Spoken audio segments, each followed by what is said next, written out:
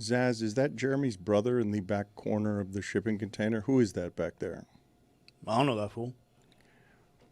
I believe that we brought someone in because Mike Ryan needs to talk about a most historic finals match being played in soccer. I'm not enough for him? And well, Tony's not enough, Roy's not enough, Chris isn't enough, I'm not enough, Jeremy's not enough, and Zaz isn't enough. What are we talking about again? You called it the finals. It's just a final. There's no S. Yeah, like hockey. It's a singular game. How many are there? How many are there that are just called a? Okay, I guess that's what it is. It's Singular it's final. When it's one game, it's a final, and when it's more than one game, it's plural. No, not in hockey. None. It's NHL, weird. no. I understand it's confusing. Battle court though, that's a final. Oh, We'll get to that in a second. Goosebumps. No one's answered my question on who the hell that is. That's in Tom the, Bogert. in the right-hand corner of the Welcome, shipping Tom. container. From the Athletic and the Golazo Network. He is hell of a mustache. He's got a hell of a mustache. Yeah. That is his number one accolade. But his number two is he's the premier soccer insider in the United States. One of them. Behind me. It's me, Tom. Well, it's good then. We're going to have some people to talk soccer with on questions. On an important You do? soccer day. They're going to be drawing ping pong balls today for 90 minutes of wild entertainment. Tony, what are you making faces? Pulling ping pong balls. I can see that on Twitter. Just let me know who's on. Oh, Netherlands are here. Okay, cool. It is Whatever. pretty absurd that we were talking about it before. I think this might be the third largest global audience for any sporting event, and it's the World Cup draw. No games being played, just a lot of pomp and a whole lot of circumstance. Well, that's stupid. It is not stupid. What is your favorite pomp and what is your favorite circumstance? Oh, today there's plenty of pomp. A lot of legends. Eli Manning is hosting a red carpet, Dan. Because of course. You got draw assistants. You got the go to the game. You got Shaq. You got Wayne Gretzky. You got Tom Brady. And represent baseball, Aaron Judge. So Jordan wasn't available. Okay, but he's too busy doing those interviews from months ago with Mike Tirico. Are they still airing the same one, by the way? Have they done a fresh one yet, or are they still airing the Michael Jordan one from a couple of months ago? Do you think Shaq knows he wasn't the first choice? No. I think that Shaq probably assumes in all instances that he's always the first choice. Aaron Judge is the only active athlete out of that four, and they represent the big four sports in this. It should have been Jeter, right? It should have been Jeter. Maybe he said no. Judge, you also weren't the first choice. Wow. That's a close one. Was Judge is A-Rod also busy? Better. I mean, it's on Fox, right? What else are the highlights that involve the pomp and involve the circumstance? Finally, Donald Trump is going to get a Peace Award, correct? Yeah. We're just not going to let Tom talk on any of this. Tom, you want to talk about Trump's Peace Award? Not particularly.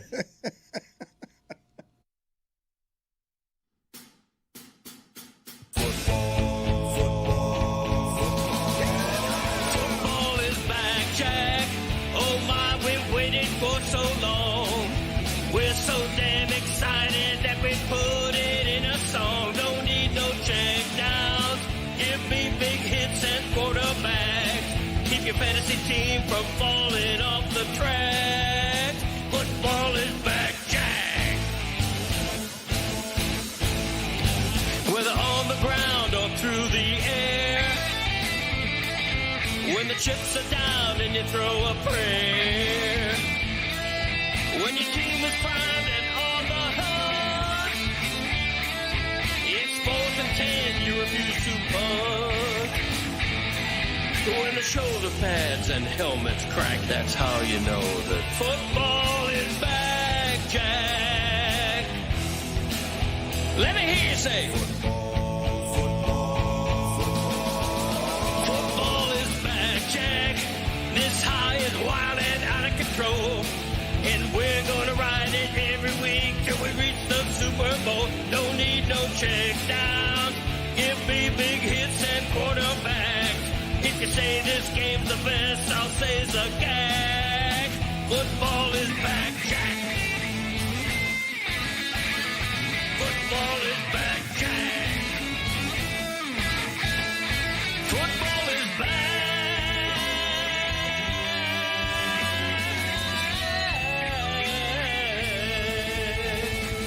Football is back, Jack. lot of fun sports stuff going on this weekend, beginning today, really. I was going to say at noon, but a little after that with Battle Court and the Cyclones. Hold on, we'll get to that in a second. We've got a lot going on this weekend. We've got 4 football games that people are going to be interested. Colts, Jags, Bears, Packers, Texans, Chiefs, Steelers, Ravens. We have Inter Miami playing for the championship. We've got the World Cup draw. We've got Jeremy Taché. What are you doing on the Heat broadcast? Is this some sort of promotion, Jeremy? Is someone out sick? What's happening here? I mean, yeah, Jeremy, what are you doing on the broadcast? I'm a courtside reporter. Is somebody out sick? They called you? I do that like. I'm sorry. For about a third of the game. I'm sorry. I wasn't familiar with your game. My bad. The Cyclones are playing a matinee today. Yeah. Closed to the public, although I saw Tony invited earlier today, and Tony declined the invitation. I didn't decline, Dan. I got my Battle Court shirt on right now. I'm did very decline. excited, very ready. Yeah, you did decline. You We did asked you, decline. hey, What you time want is to it come? at? And you're like, I got a thing. What time's it at? 2:30 p.m. Eastern. We got the Texans Bengals Saturday 4:30 window. Which is an insult because we're playing the Warriors. We're the top seed. And as you know, Dan, this is Battle Court's oldest rivalry. I don't understand how the playoffs work in your sport. Chris, can you help me understand how the playoffs work? You know what? The players are here to explain it to you. Take it away, fellas. How the 425 playoff works. The top 4 teams will meet a face-off to secure a spot in the championship. The top-seeded team will face the 4th-seeded team. The second-seeded team will face off with the third-seeded team. All matches are doubles for the playoffs. In case of a tie, the high-seeded teams get to pick a double stretch to go to the tiebreak. Where it's a single set where the first to 6 advances to the championship. Who are you hoping to see win the playoff? Let's go! The Cyclones. Yeah! The Devils. The Fireballs. The Warriors. Vamos! Oh, goosebumps. The Fireballs had more energy than the Cyclones. I think we saw that together. We're conserving our energy. We have the 2:30 match. How are you guys feeling about things? And we'll get to Tom Bogert in a second, Jeremy's brother, because he has some legitimate soccer expertise to give us on what is a giant soccer day. But you guys have been good owners of the Cyclones, and you haven't been this relevant in a while. You haven't been this competitive in a little bit. So we've actually been bad owners. We won the first title, and Boners. Once they added teams to the league, this is our first appearance in the playoffs since they expanded to 6 teams. Now, We're loyal. we have had Manu as our stalwart. He is the best backcourter in the world, and we've had a lot of bad luck over the last few seasons, right? But now we are the top seed. We are favored. The playoffs are doubles, and he's great at doubles, and you guys are great at doubles. Yeah. So, Lord willing, we'll punch our ticket to the Battle Court final. I don't think the Lord cares. That's where you use Lord willing? Hopefully, yeah. Okay. I've said 2 prayers in the last 6 months. They're for the Catholics to be sent to hell and for the Cyclones to win Battle. Match 3 has me nervous. There, I'll say it. I forgot to tell you when we talk about heaven and hell and God that the Nicolas Cage movie in which he plays Jesus' dad, it's a horror movie. I forgot to tell you guys. His name is this. Joseph, Dan. Did it again. My bad. I'm thinking about the pots earlier. Cut it up. Okay. Tom, I'm happy to have you here and your expertise because for those of you who do not know, he is America's preeminent soccer authority and in print. I don't think I could do that. I don't even call my dad.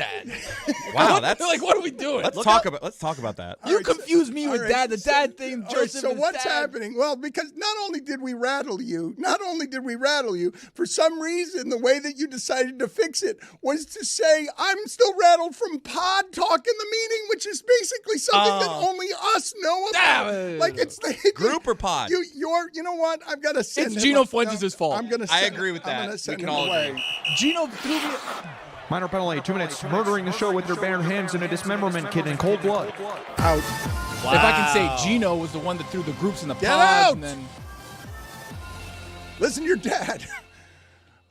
Tom, When I tell you that Inter Miami is playing Vancouver for the championship, we were talking about this earlier in the week. The idea, I didn't think any of this could happen quietly, that Messi could be here, that he could play this way, and that Inter Miami could be playing for a championship, that I don't think Miami's exactly going to celebrate with a parade if they do win it this weekend. But can you put into context, before we talk about the World Cup draw today, what it means that Messi has come here and done this, and how mismanaged has the selling of it been, that it's happening somewhat quietly, that this is not a national or international story when he has grown the sport. He's done everything that's been asked of him, but yet it's happening pretty quietly. Yeah, in the soccer world, I wouldn't call it too quietly, but definitely in the mainstream kind of American sports. Part of that is that it's behind a paywall, and part of that is they haven't really promoted it that well. But on the field, it's been awesome. He scored or assisted each one of the team's first 12 playoff goals. Each one. He had, I believe, 22 goals or assists in like a 7-game span. It is unbelievable. And I wish that we were talking about it more and talking more about the on-field stuff than, hey, why is nobody caring? I know that in sports in general, whether it's Tom Brady or LeBron James or Serena Williams or Diana Taurasi, that athletes now can play into their 40s. But can you give me some historical context for Messi still being this good at this age? Because I really thought that they'd be getting a faded star, not somebody who would be, either scoring or assisting their first 12 playoff goals. Yeah, he's just an alien. There isn't real precedence for what he's doing. Obviously, MLS is a lesser league than La Liga or Spain or England or France or whatever, but he's still doing this with the Argentine national team. He is still viewed as one of the very best players in the world. At his age, obviously pace and agility and like the physical attributes matter, but it's his brain, it's his technique. While his left foot is the best of all time, I think his best ability is his intelligence of movement and his way to like camouflage himself within the action, because there is nobody that you should be paying attention to more if you're a defender. And he constantly finds ways to just hide and then sprint, and it's a tap in. And people are like, oh, why aren't you marking Messi? He's just so smart, and I think that's his best quality. How and why is it that he is non-committal still about the World Cup? What is the logic in that? If he's playing this well, clearly he's going to play in the World Cup, right? It's jarring to me. It's weird that he keeps saying, I don't know if I'm going to play at the World Cup, when at first it was, I just want to wear the crest one more time with the gold logo after winning the World Cup. And then he continues to play. He continues to be really, really great. And he still says things like, I don't know if, obviously he's playing at the World Cup. Is he doing what the committee's doing with Notre Dame Miami, just like keeping us interested? If he said yes a year ago, then we're not asking. Or there'll be some big announcement. Obviously, it will be a big announcement when he makes it, even if it's anticlimactic. Or maybe does he like the idea that my last World Cup game, we finally won the World Cup? Then he wouldn't be continuing to play in friendlies. They just got back from like Africa. Like they played Angola for no reason other than money, and he's playing in that game. We'll get to the World Cup draw in a second, but I think that Zaslow at ESPN is now challenging Stephen A. Smith for hardest working man in show business. I heard his recycled Chris Paul takes on the radio last night with Amber. He was doing the same Chris Paul takes he did in the morning. Whole different audience, Dan. You want him to have a new take? The exact opposite take? No, I just wanted him to have different points. It doesn't have to be a different take. Amber hadn't heard me say it yet. We're doing a show. Amber listens and watches our show. That's she true. had heard you say That's it. But also, was Mario Cristobal on with you last night? Because, Hell yeah. So that's a third show. That's a third show you're doing. More like 13th. Okay. He's been on Cody. He's been on Kane's Insight. He's been on Zaz. Hell yeah, Coach. Yes, he has made the rounds. It seems clear that he does not like me or Jeremy Taché. It's because he's afraid of me, right? He's afraid of my logical arguments. You call them logical. And strength. I think he might be not wanting to be around general hijinks on our show, but it could just be that he dislikes you. What did Mario Cristobal have to say on Zaslow's show 2.0? Yeah, well, I mean, I asked him here. I wanted to know if the way he feels right now, if it's similar at all to last year, because last year at this time, 10-win team on the bubble of the college football playoff, and here he was. This is the second year in a row you're a 10-win team. You're on the bubble. Last year, you guys got left out. The way you feel now, is it similar to the way you felt last year, or is this year different? Oh, it's completely different. I guess the best way to explain that, I felt last year, we lost that last game to Syracuse, and we were probably battling, I think it was a 9-3 team. So we had a really good offense. We did not have a very good defense. And we did not play our best football at the end. In fact, we were playing poor defense. I felt like it was debatable. Like there was definitely some arguments in our favor and some that I couldn't make. I couldn't say we have a complete team and we're playing I couldn't say that. To me, that was, all right, their best points, which are really good versus ours, because we have some holes in ours. It's a debate. This year, it's not. This is about facts being presented. And I just think that we have the best case scenario. You have a head-to-head, same record, and common opponents, and statistical data showing that we are playing our absolute best football right now at the end of the season. Whose computer was that? Yo, that was his. That's embarrassing, Zaz. Zaz, you were on ESPN with that? You could at least cut that out of the clip. That was his computer. What can I do about that? Why didn't you cut it out of the clip? The clip was 1 minute 15 seconds long. It could have been 1 minute 14 and a half seconds. Like, why would you not just cut that out of the clip when you put it in? Our absolute best football right now at the end of the season. Could have stopped it at absolute best.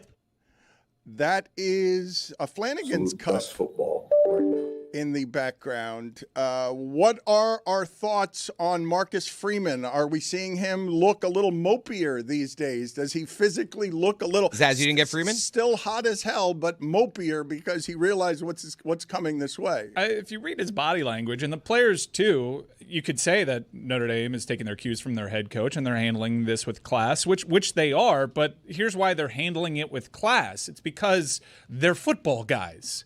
And I can guarantee you, Mario Cristobal may be out there doing like some media stuff. Zaz, I went over the air. That's a fine. Mario Cristobal would be doing some media stuff, but it would all be about Oklahoma and Alabama. I'm embarrassed. All right. He's got to go. It helps. It didn't He's go got to over go, the air. Dad. He was just He's got to go. talking Take him all out of here, call. Dad. It's a mistake. We got to wrap. 2 minutes. Delay a show. Embarrassed. Incredibly distracting. Here we go.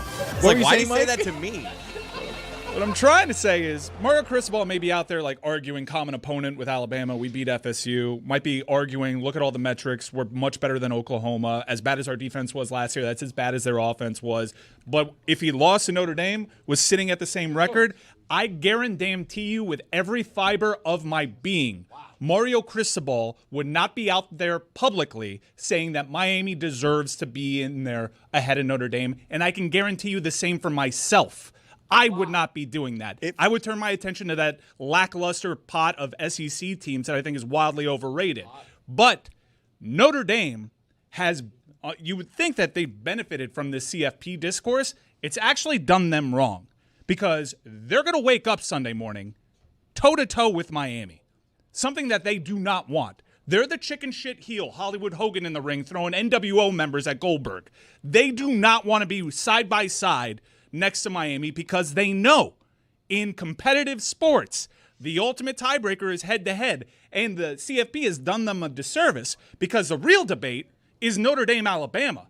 The real debate is Notre Dame, Oklahoma, and they haven't had the opportunity to even have that debate, nor are they prepared to have that debate because the entire discourse has been about Miami, Notre Dame. I am being told two things by the producers of this show. One is that thing with Zaslow did not go out over the air. It was just for you and Chris Cody. It was like So you need to leave now. Minor penalty. 2 minutes. It was an delay all a call. show. Yeah.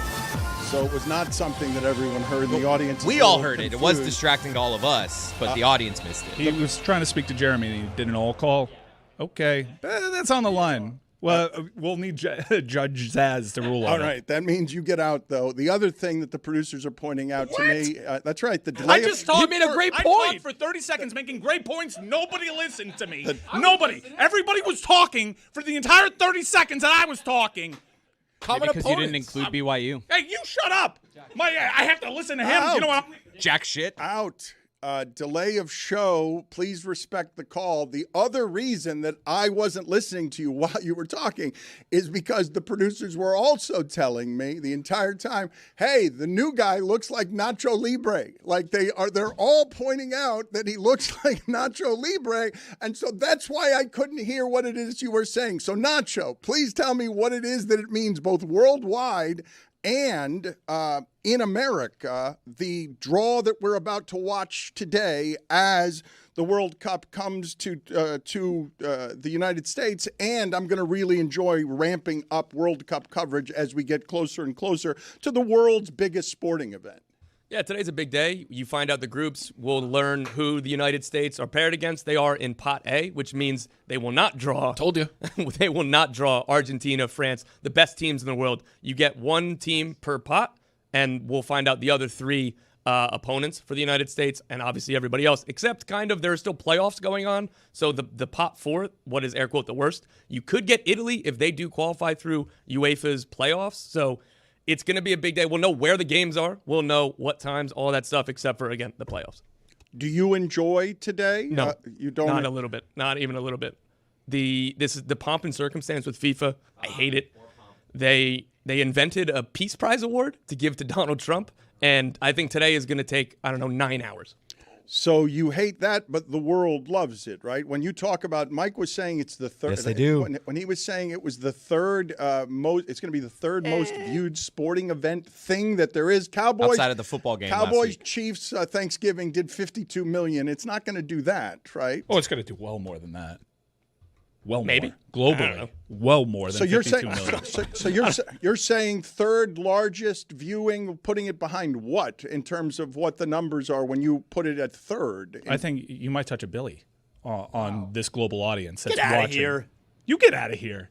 I just served a penalty for some bullshit. You get out of here. How about you push through when someone's distracting I did. you? I Maybe you could be a little bit professional. Don't talk to me how to be a pro. I'm just saying. I was being a pro. Just push through, man. I was being a pro. Keep the show moving. Zaslow was a pro yesterday on our show. He was a pro on ESPN Radio. He was a pro on his show. Zaslow is working very hard these days, giving his opinion everywhere. What else did Mario Cristobal have to say to you? Because I wish you'd been in here when Mike was making the point that Mario Cristobal, he guaranteed it with every fiber of his being. Not some of the fibers, not a percentage of the fibers, all of the fibers in his entire being. He guaranteed that Mario Cristobal would not be out here making the rounds like this if he had lost to Notre Dame. I thought that was, I think Mike's right because Cristobal said the exact same thing to me. And I thought that was super interesting and I thought it was classy. And because I said to him, I don't remember you campaigning like this last year. And then he specifically told me that's because I was raised the right way. He knows he has a good hand. And I think people are going to be shocked tomorrow when they tune in on Saturday morning and they realize this discourse that has been kicked down the road is going to totally flip on Notre Dame. You're going to have Nick Saban. You're going to have Greg McElroy. You're going to have Kirk Herbstreit. You're going to have pretty much everybody unified in acknowledging the most obvious thing in sport. It's not a hot take.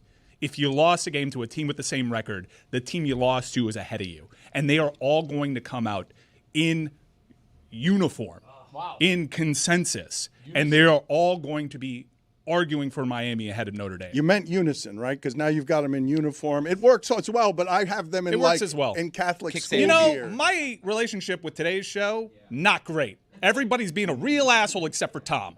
Well, wait a minute. And Roy. Thank you. I was listening to when you were talking about Miami. You're fine. Thank you. So just me then. Tom, yeah. Can you and Dad? Can you explain, Tom, what you expect to happen in? Who's going to be in our group? Inter Miami? No. I want to predict the ping pong. No. Who are we trying to avoid in B? I want to talk about Inter. We've got. Who do we want in B? A final on Saturday for a championship in Miami. And while I might not have the interest of the room, the entirety of the room, every fiber of the being of the room, I do know that there are a lot of South Floridians. They might not be Americans. They might not be here, born in this country, but... No one's going to actually watch this final in terms of like common sports fan, right? Maybe some casuals go find this game on Network Fox. But if Inter Miami win this game, there is going to be a parade. There will be. And maybe some of you might be, Pshaw, parade? Why? Where is this parade going to be? By Chase Stadium? by the old Boomers location, it would be the biggest parade in the history of South Florida sports. I am curious as to what is going to happen on Monday if Inter Miami wins on Saturday. But what I was asking Tom, not just for prediction, because I don't know who he favors or why, but is it good for the sport if Messi and Inter Miami win? Is it better for the sport if Messi and Inter Miami win?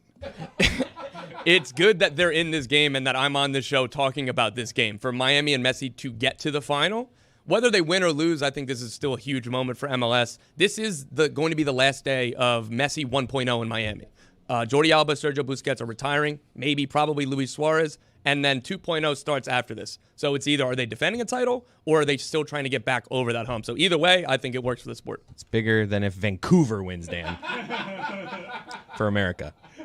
For the sport is what I was asking. I wasn't Still, asking Vancouver. about I wasn't asking about America. Let's ask Don Garber. Hey, what's bigger for you? Messi winning a championship or Vancouver or the Whitecaps? What are the betting odds? Do we know who's favored? Miami heavily.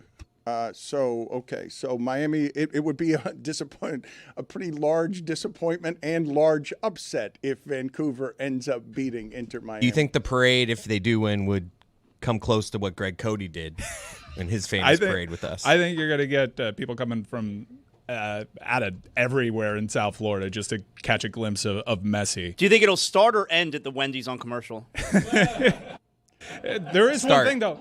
Despite Miami being a favorite against Vancouver, Thomas Mueller is playing for Vancouver, and that is the boogeyman. I don't know that fool. Well, Messi knows that fool. Because Messi does not have much luck against Mueller head-to-head. You'll forgive my ignorance here, but how rare is it for a team like the bugaboo last year was the first round and they lose to Atlanta. This year they get through the first round. How rare is it to win the two games before the final 4-1? By the number of goals that they've won, they've outscored their opponents as the things have gotten tighter. Definitely very rare. They have dominated everybody in this playoff run. Last season when they lost, that is historically the biggest upset in MLS playoff history, and this is a league that is built on chaos, that it's built on upsets and things like that. So it was a huge disappointment last year.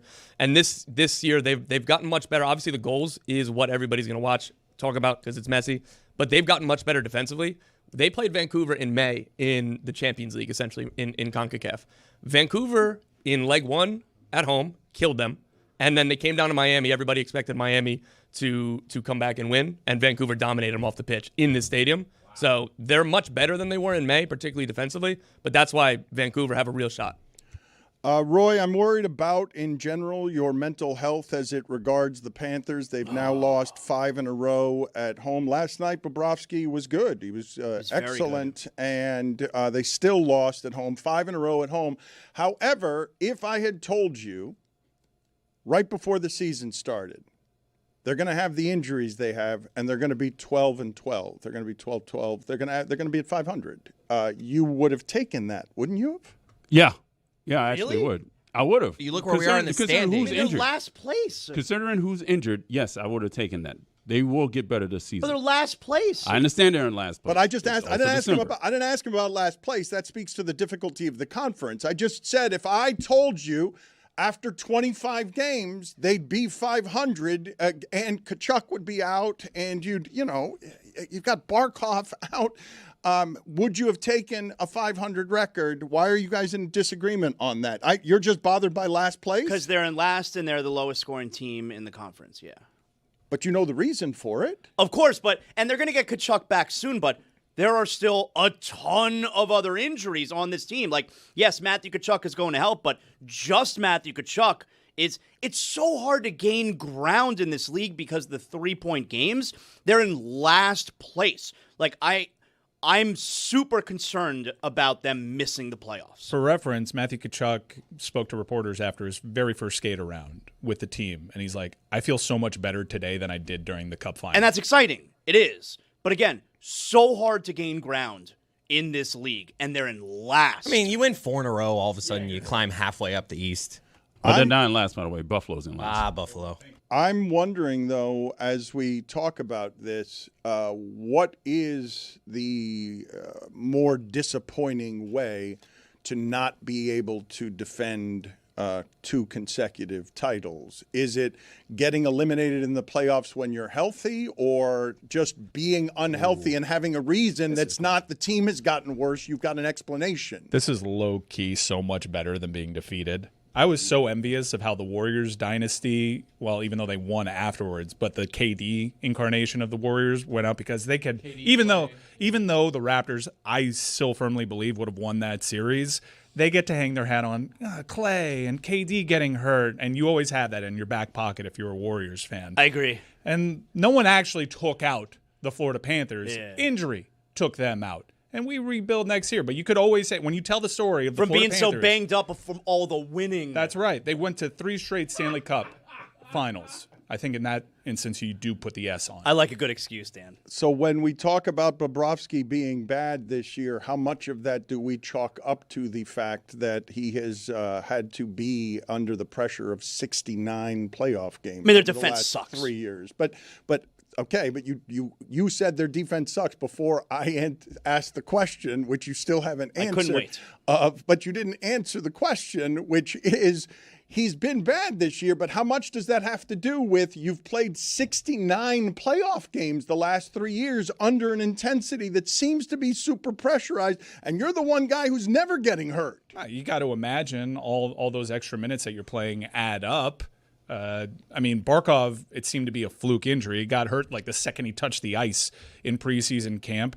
And we know that historically you get banged up. Actually, this most recent Cup final was Florida's best luck when it came to injuries. But when you look at what troubles them specifically right now, it's goal scoring. We know that they have talented goal scorers out, and the forecheck is really lacking. And it's not just Barkov. That one's obvious. But Luostarinen, like that freak barbecue accident, he is one of the Do we know what even happened What are the there? details there? You've mentioned this. Barbecue accident? He burned his face off? He's mentioned this a couple of times now, and at this point now I need to ask follow-up questions. All right, fine. I had a team barbecue. What was the barbecue accident? What do you imagine barbecue accidents look like? Because I've got an exploding grill. It's got to be around the grill, correct? It's not apart from the grill. If you're saying it's a barbecue accident, it has to be around where the fire and the barbecue are. No, Peter Burns had a barbecue accident, remember? His name is Burns, and he had a barbecue accident, and I assume it has to be the grill. Lower body injury with the propane tank. This is why I don't. Did it explode? That has to be it. I've got it being a barbecue at Ekblad's house. Ekblad's on the grill, flipping a burger. Luostarinen's like 10 feet away. He's got a plate with a bun on it. He's like, "Here you go, coming in hot." And he flips it over, and it hits him right in the eye. No, he just ate too much and went to Tummy Ache City for a while. A lower leg injury involving a propane tank suggests to me that he didn't run into the propane tank. He stepped on a landmine? What happened? He's actually kind of lucky because it was kind of like a freaky week when it came to hockey and off-ice injuries. Luke Hughes cut his finger off. Whoa. Jack Hughes. I'm sorry. With Frank the Tank. He was just chopping it up in the kitchen, and he cut his finger off. It's true, Dan. With Frank the Tank. You know Frank the Tank? Was there an explosion with the propane tank? Do we know if they are hockey players now playing through landmine explosions of the lower body? You got to be happy that Jack Hughes did that thing now. The exploding propane tank under the radar, but we miss him. Come back, E2. The cutting off of the finger. Clearly, there's no game time missed there, right? The hockey player just continues to play through a cut off finger. Nope. He is out. He's out for a couple of months. They were able to reattach it. I don't know how well. How did it happen? How did they do that? They reattach it. They say to put it in milk. That you put the finger in milk. Yeah, I think so. I think you put the finger in milk and then you take it to the hospital and you're like, "Hey, I got a thing," and they're like, "Hey." I always heard it was ice. Is your finger in milk? Good. Look it up. Put it on the poll. Better than looking it up. Put it on the poll at Le Batard Show. If you cut off your fingers, should you put it in milk?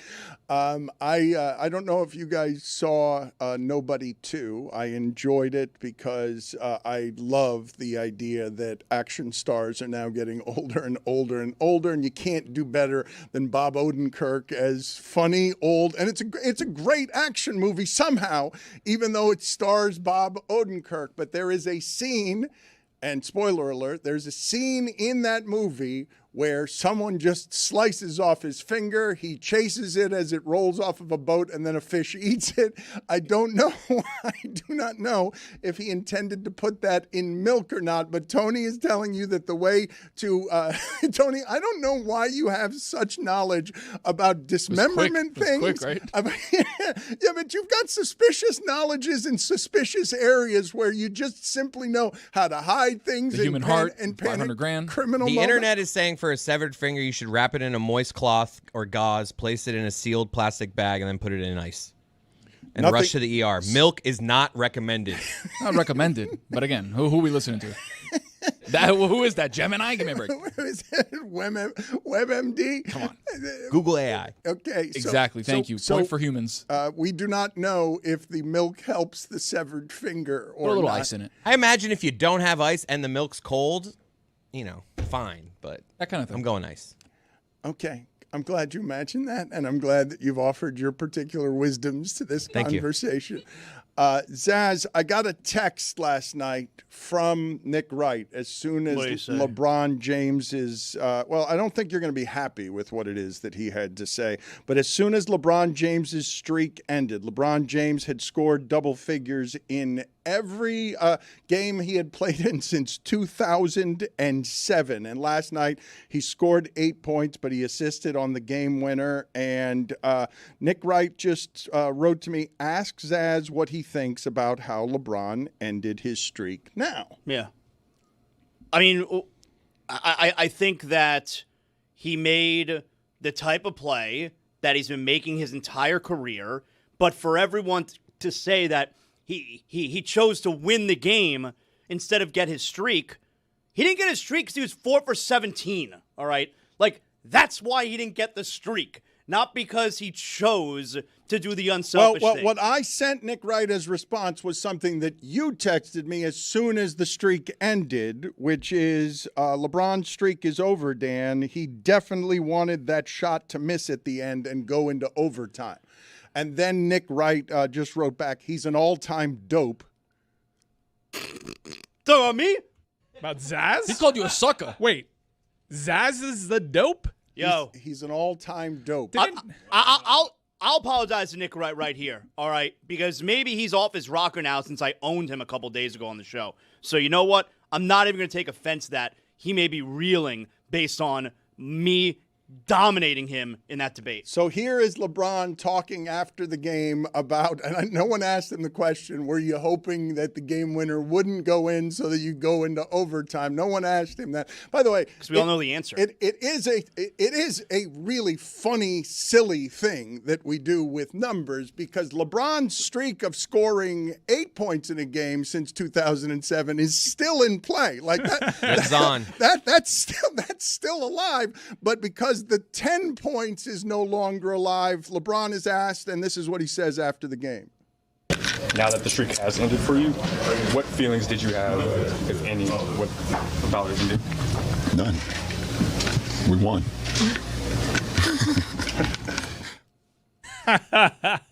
Is there an honest bone in his body? A fiber in his being?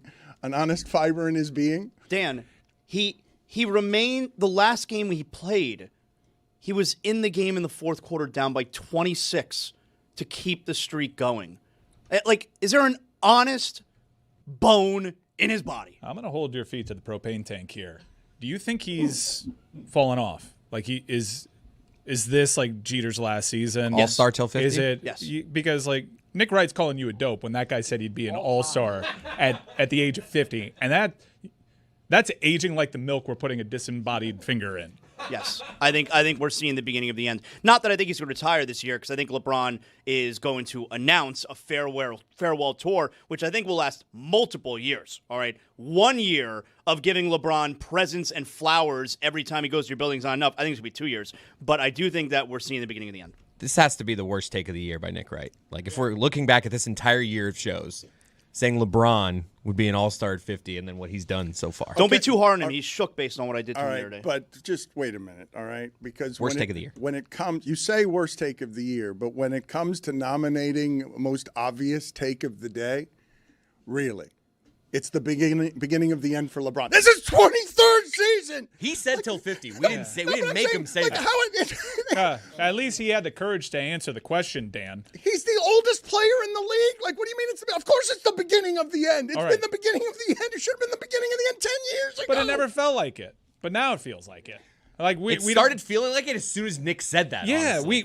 we haven't seen him like, let me sit out for a month because my back hurts. Let me throw up a 4 for 17 as one of the most efficient basketball players in the history of the game. I don't recognize that guy.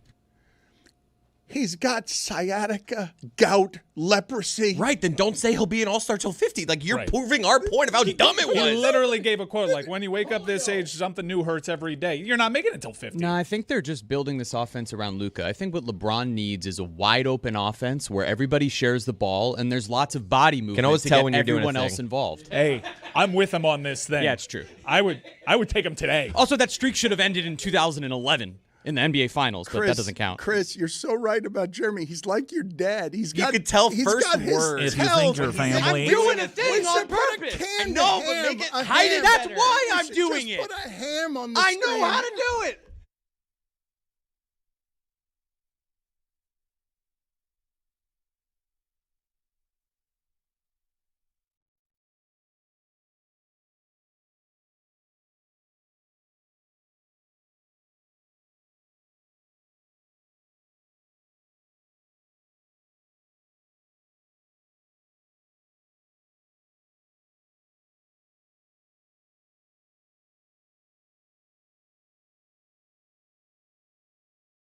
Mid-broadcast with sportscaster Dan Patrick of the Dan Patrick Show. Let's bring in Dan Le Batard, host of the Dan Le Batard Show with Stugotz. And Dan, good to see you. It's always nice seeing you, Dan. I've got a little bit of chaos around me here. We've got a very electric, sort of vibrating Miami, and we're coming off of a historic United America last night, feeling very good about itself because they would be able to laugh at one city. Last night was a winning night for America. Either today would be about laughing at Boston fans or laughing at Miami fans, and America wins today. And here's the best part about it. America was going to win today no matter what.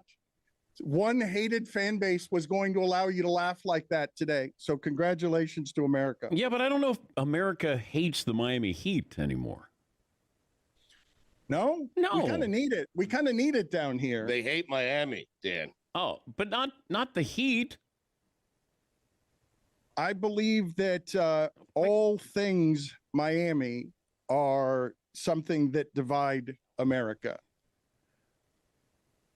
Do you guys hate the Miami Heat? Like, Jimmy Butler's a great story, and Caleb Martin and Gabe Vincent and Eric Spoelstra.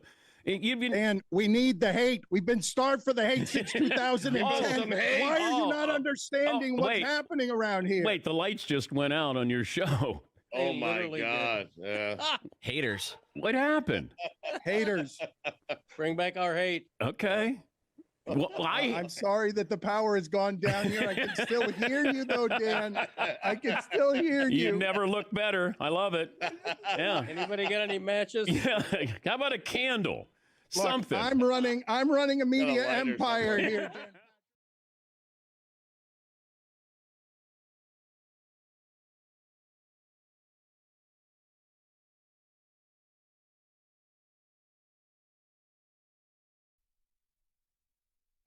This episode of the Dan Le Batard Show is presented by DraftKings. DraftKings, the crown is yours.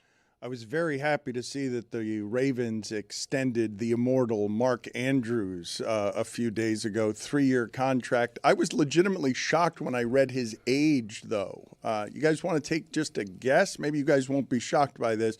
At how old Mark Andrews is, because it seemed to me that he would be a lot older than he actually is. Is he 29? No, he's 30 years old, but I just thought he was Kelsey's age and Ertz's age and Gronkowski's age for some reason. He's the career leader in Baltimore in yards, in receptions, in touchdowns. It just seemed to me that he was older than 30, but I think it was the Nacho Libre mustache. I think the mustache confused You always me. attributed a mustache to Mark Andrews that never existed. It's a weird. He always had Got a the beard. full scruff. Yeah, since playing college with Baker. You guys are telling me I did this. Somebody We've done this show. He's no, never had a I didn't do mustache. this show. We did the Simone Fontecchio show where you guys said he didn't have a mustache, and I am just seeing magical mustaches everywhere. Maybe one brief November, there was a time where I saw a mustache. No, I know what you're doing. You're thinking Baltimore. You're thinking white guy. You're thinking Joe Flacco, Fu Manchu, and then attributing that to Mark Andrews. Thank you. It happens. Yeah. Thanks, Todd. Damashek is with us now. Football America is on Monday and Fridays, and I keep telling you that it is an excellent show. You will find yourself informed and entertained. But before we get to that, Zazzle, can you just give me some things that were so about the earth the last time that LeBron James scored fewer than double digits in a basketball game in 2007? I can do that, Dan. How about when this streak first started, Cooper Flagg had been alive for 15 days. How about the popular shows on television, Dan? The Big Bang Theory and Mad Men would debut later that year, before Mad Men. So it wasn't even on television yet. Wasn't even on television yet. How about Calvin Johnson, Adrian Peterson, Joe Thomas, Marshawn Lynch? They were drafted 3 months later. Nick Saban was with the Dolphins. That's right. Nick Saban was the Dolphins head coach. Do you want to guess who his quarterback was the week before LeBron's streak started? Cleo Lemon. Cleo Lemon. Nice guess. That's right. I know ball, Jeremy. Do you want to know how much music Adele had made at that point? None. None. You guys are not playing this game right. What do you mean? You're doing great. There was no iPhone, no Instagram. There was no iPhone. There was not. Good, Dan. How about... You guys are locked in. How about a black president? What? Impossible. That would never happen. Impossible. Never allowed. Was a pipe dream. Damashek is with us now. Football America, please check it out because, as I said, it is something far different than what you will normally find around your football. Damashek is with us, and among the games this weekend, Colts, Jags, Bears, Packers, Texans, Chiefs, Steelers, Ravens. Those are a couple of 500 teams. Those are 4 500 teams at the end there, but they're still big games. The biggest of them is what, Damashek? Well, the greatest rivalry of the 21st century in pro football is Ravens-Steelers. That's dodging your question a little bit. Bears-Packers is real juicy. That's the greatest rivalry of the 20th century, and they've never really lined up in this millennium. I guess there have been a couple of moments. The Jay Cutler hurts his knee, and Caleb Haney almost takes the Bears to the Super Bowl, except that B.J. Raji pick sixes him and runs it in. If not for that play, we may still be talking about a Super Bowl-less Aaron Rodgers. He may never have gotten to a Super Bowl were it not for that, and otherwise it would have been Caleb Haney starting for the Chicago Bears in the Super Bowl against the aforementioned Pittsburgh Steelers. I have so many things I want to talk about. My head's swimming after listening to you guys for the last half hour or more now. Mark Andrews damning with faint praise when you say he's the all-time leader in the Ravens pass-catching departments. Who's the best receiver otherwise in Ravens history? It's very weird that they've never figured out the pass-catching position over there. The diminishment of LeBron continues to fascinate me. I don't know, in a world of actual beginning of the people. end. Diminishment. I agree. It is the beginning of the end, but like Dan just said, he's an old man. I mean, how long do you want him to be good for? I mean, sweet Jesus. I mean, you could argue it's the beginning of the end of his life as well. Like, he's old. What are you doing? He's old. He's an old person. Yes, it's remarkable what he has done. I don't understand the ongoing desire to take shots at LeBron, who came into what is not just in sports, but one of the hardest things that's always held up in life to do, which is replace a legend. You know, the list is very short. Danny White did it successfully, but came up just a tick short in the early 80s in replacing Roger Staubach. He almost got to 3 straight Super Bowls. He didn't and isn't a Hall of Famer and is forgotten about. And then I guess after Mr. Roper and Mrs. Roper moved away from the apartment building, Mr. Furley did a keen job of filling in there with the trio who lived overhead. But, I mean, I think that's the extent of the – well, I have one more for you. Royal like this. Mario Lemieux coming into the league when Wayne Gretzky was the greatest of all time and outshining the greatest of all time as soon as he got there. By the way, Roy, I hope you're watching the Lemieux's child, Kid Crosby. LeBron may have the gout, but Crosby's still in his prime. Look out for them Penguins, right? Crosby had the mumps. Remember that? Yeah, he had the mumps. I'm surprised LeBron hasn't had yet. Roy, how do you feel about Damashek's hat right now? He's doing it despite me, Dan. He keeps wearing the Crosby's backhand hat, and he shouldn't do that to you. It feels disrespectful. Because it is. Yeah, okay. All right, well, at least you're clear on that disrespect. Damashek, that's an excellent Mr. Roper and Danny White reference for all the 80-year-olds listening to our show right now. If Lamar loses this game on, I'm assuming it's Sunday, although I shouldn't assume that. If he loses this game on Sunday, what does the conversation around Lamar become? Throw him out the league. You understand that the notion is that there are 2 women living together in this apartment, and then they need a third roommate. So Jack Tripper comes on. I heard you get caught up in the air. You're distracted by them garlic rolls. That's right. That he's addicted to garlic rolls. He wanted to make his Three's Company joke, and he was going to stay in, and he got distracted by the fact that How's your turkey, Dave? Like, it'd be a lot better with some of them garlic rolls from down in your down breath Miami smelled way. so bad. Your breath smelled like that is not true. Why would come in? I don't wake up at this hour to be attacked by you in a public forum.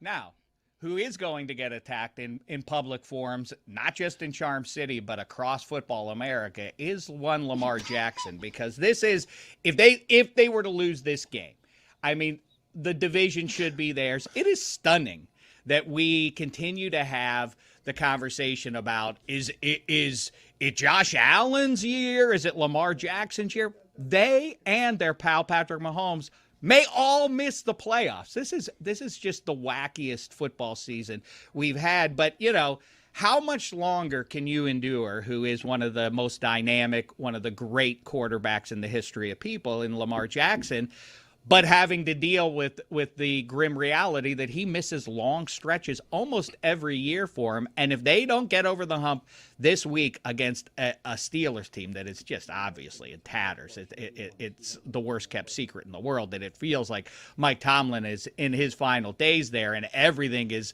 aligning for these to be the last few games for him in Pittsburgh. But what if they go into Charm City and win that game? What's the conversation around Lamar Jackson? Does he need to make the guy who LeBron always gets compared to, Michael Jordan midway through his career, and then Kobe after him, both right in the middle of their careers, decide like, oh, I'm not as dynamic anymore. I can't attack the rim. I have to become a mid-range jump shooter in order to dominate the next decade. And so they did. What's Lamar's adjustment going forward now? Something has to change in his style of play because he keeps getting hurt every year. And it's weird because it's not like he's running away from guys. They got him. He hurt his knee. See, he can't be that dangerous running around like RG3 did. It's weird. It's a sort of, wait, Lamar's hurt again kind of thing after the game, midweek kind of conversation. Like, wait, what's wrong with him now? Because you don't even see on tape in the game like, oh, that's the play he got hurt. But the facts are facts. He keeps getting hurt, and that's bad. I don't know if you've heard that cliche about the greatest ability is availability, but it seems to be proving true. Mike, did Garlic Breath give you good advice on what it is that you should experience in Pittsburgh when you went last weekend? He did. It was my first time ever in Pittsburgh, and I loved the city. I loved how walkable it is. I got to hang around PNC Park, which looks like a beautiful place to watch a game. Yeah, the three rivers converging. Everybody's super nice, but I cannot believe what a terrible football atmosphere that is for a 9-time national champion in Pitt. People want to give Miami shit for Hard Rock Stadium for like a noon start. I have never been in a worse environment for football than Pittsburgh. It was so sad. It was pathetic. You could hear winds howling. They were throwing up highlights of the 2017 Kenny Pickett game. Kenny Pickett's first start. You would think if they did that at Hard Rock, everybody out of their chairs, yeah, amazing. Like one smattering of applause. I was flabbergasted. This is a program with rich tradition. Dave, you're a Pitt guy. You root on the Panthers. I did not know it was that shocking. It looks bad on TV, but it's even worse when you're in person. What happened to you, Mike? Where I mean, are you swept up in this angsty character you've chosen to play this last fortnight at least on behalf of the U and how you've been wronged or are in line to be wronged? Is that where this comes from? I wished you nothing. I offered you my own childhood bed to sleep in last weekend, and this is your response, is to attack my beloved homeland and the football. Of course, I grew up going to Pitt Stadium on campus. That's where it's at. I don't understand where the notion. Well, I do understand where it comes from, that the idea, hey, we're playing in an NFL stadium, and this then should pique the interest of 18-year-olds. Like, oh, I'm in an NFL stadium. That means in 4 years, if things break right, I'll get to play in an NFL stadium. It holds no allure, I don't think, to the citizenry. I don't think it has much appeal to the 18-year-olds either. The on-campus stadium is where it's at. UCLA, by the way, as I'm sure you've heard, is tracking to make the exact same mistake and go to SoFi, but they're already in the Rose Bowl, which isn't all that close to UCLA. But why is it so sad? Why is it so sad? They're not that good. They're in they were playing for a spot in the ACC championship game. They were ranked. They were ranked against a top 15 team. Like, what's the excuse? That's not true. Oh, yeah. I liked. See, I need Cristobal's little sound effect that he closes out interviews with Zaz with. I'm not here to answer questions for you about a mid-tier ACC team. Instead, I want to redirect you, Mike, on this. Why is nobody talking about the among the gilded class in college football? Why is nobody taking shots at Bama right now? I get that the battle's between the U and Notre Dame right now and who deserves it more and all of that. And I ultimately agree with you that the U has the head-to-head, so what are we talking about? We're like we talked about, Mike, on Football America last week. It is crazy that we had to get away from the argument, the poll-based argument where all hash was settled on New Year's Day every year at 5 bowl games, the 10 best teams playing. When you put your head on the pillow at the end of the night as the Orange Bowl and Sugar Bowl wrapped up, you knew 9 times out of 10 you were pretty satisfied and understanding. We all collectively agreed, like, yeah, that's the best team in the country. But we had to get away from that. That was no good. So then we had the 2 team, then the 4 team. Now we have the 12 team. We'll ultimately wind up with at least 16. And we've arrived in the exact same place, which is the conversation. Forget about the big fancy computer polls and the head-to-head results. It still has come back to this weird bespoke sort of gilded class encouraged sort of conversation around, like, yeah, but you know they're better. That's what everything comes down. Yeah, but you know Bama is soaked good. in ego. And what are we talking about? Well, that's not the results. The results are supposed to be everything. And the team you're not talking about is Alabama. If Georgia beats them, it more or less, in my mind, negates their victory over Georgia. And now they're a 3-loss team. Why are they just being kissed into this without question over the U and Notre Dame? They lost to Florida State. That's a way worse loss. That's a way worse loss than SMU, who is a good team. I'm with you, and they haven't had the benefit of playing well as a season. Like Notre Dame, they're playing their best ball. Miami, they're playing their best ball. We have not seen Alabama play an FBS team well in a month. And like I mentioned earlier on the show, it's a shame for Notre Dame fans when they do get shut out, because they will be shut out, that they haven't had a month-long propaganda fight against the likes of Oklahoma and Alabama, because they are better than those teams, as is Miami. And because it hasn't been framed that way, it's only been framed as Notre Dame and Miami, and ultimately Miami's got the win in hand. That sucks for them, because Notre Dame can win a championship this year. I don't know how this completely became agree a with that. college football segment. Football America doesn't do much in the You college cut him off right when he was football agreeing realm. with me. Yeah, and while you were agreeing with him, yeah, it was really nice to hear. I'm not a fan of today's show. Yeah, you mentioned that. You might be a fan of Football America. Ryan Shazier, you should check out the YouTube channel as a guest today. So is Von Miller. The football, professional football, Denver, New England, and Chicago. I don't believe that the people listening to this actually believe that those are going to be Super Bowl champions because they didn't believe it before the season. And so you've had 12 games to be played here. And I think that people still don't believe it. Should they? They absolutely should. And of course, everybody has to turn into curmudgeon, being fed grapes, and I'm going to need to see it before I believe it. Well, believe this. In this century, and we can go back deeper in through the Super Bowl annals, and I will point out to you the number of young quarterbacks who win their first Super Bowl in their second year, in their fourth year, their fifth year. This is the sweet spot, especially in the 21st century. I know we like to swoon and we like to bend the knee to Brady and Peyton and everybody else, and I get it. And then that has informed the same sort of reaction to Mahomes and, like we talk about, Josh Allen and Lamar Jackson, everybody else. But the sweet spot for winning the Super Bowl is guys between their second and sixth seasons. That's when, in the last 25 Super Bowls, they have been won by, I think, they've been won 14 times by a quarterback in his second to sixth season. After that, in years 7 to 12, it goes down to 6 Super Bowl victories. The time to win is right now. That means Bo Nix, Drake May, Caleb Williams are in line to go to the Super Bowl. And by the way, when you get the 1 seed, I know this is obvious information, but when everything feels like a coin flip, when every game between two halfway decent teams feels like a coin flip, playing one less game is everything. So if you get the 1 seed, which is what it seems like Denver and New England's going to get, and if the Bears take care of business against Green Bay, they may get the 1 seed too. They should be the favorite based on the last 25 years, based on this millennium's history.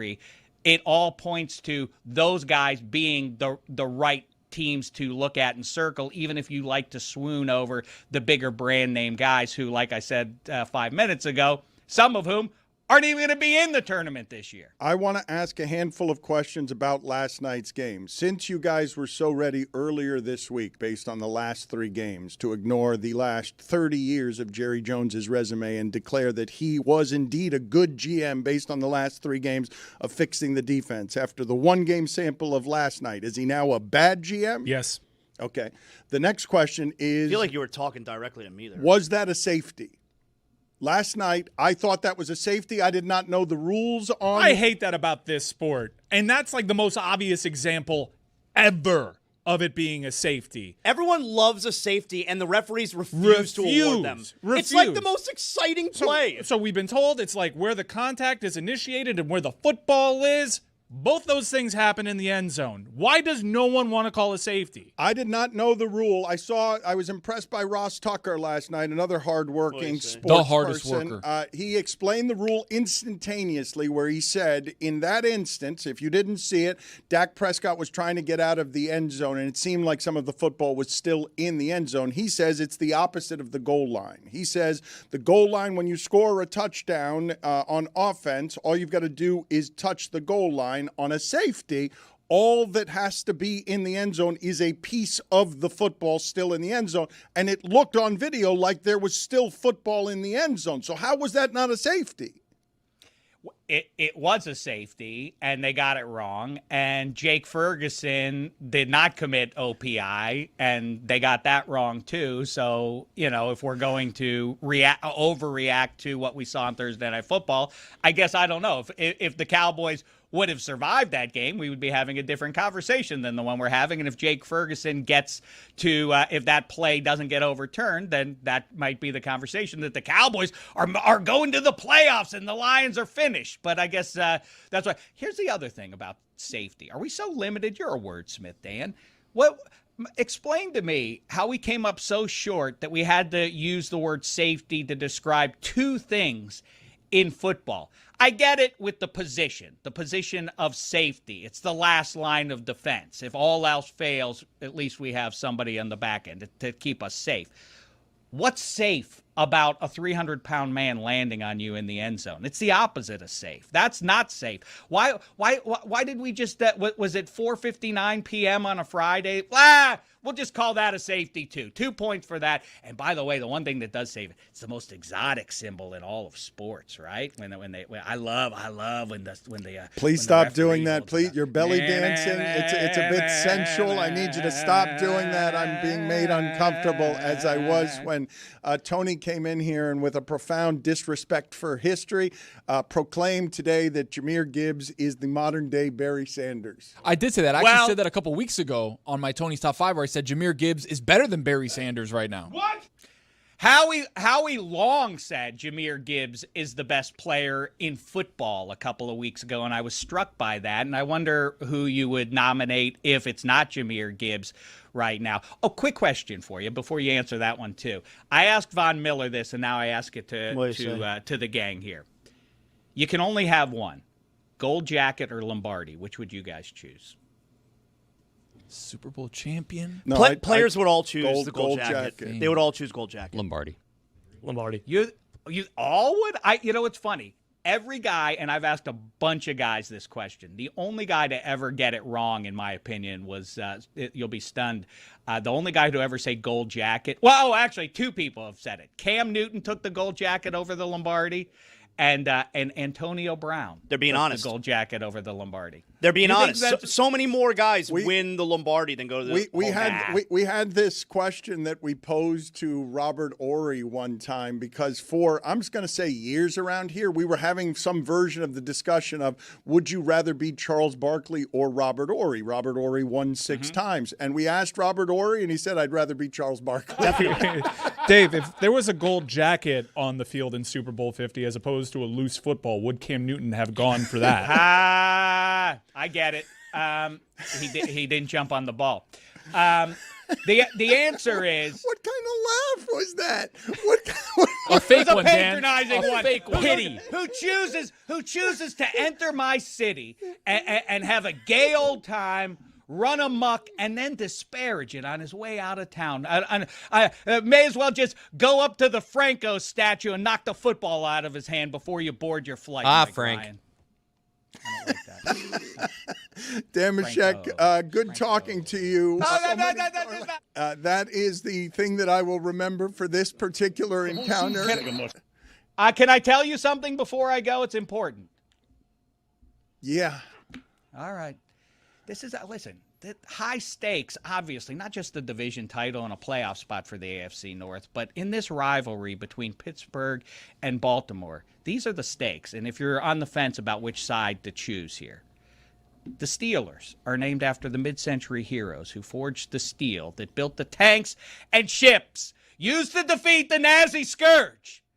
That's one side. The other side is the Ravens are named after a poem written by a Boston native who married his 13-year-old cousin, moved to Baltimore, got drunk, and died. Go ahead and root for Baltimore and root for Mussolini while you're at it because you're anti-freedom. Goodbye.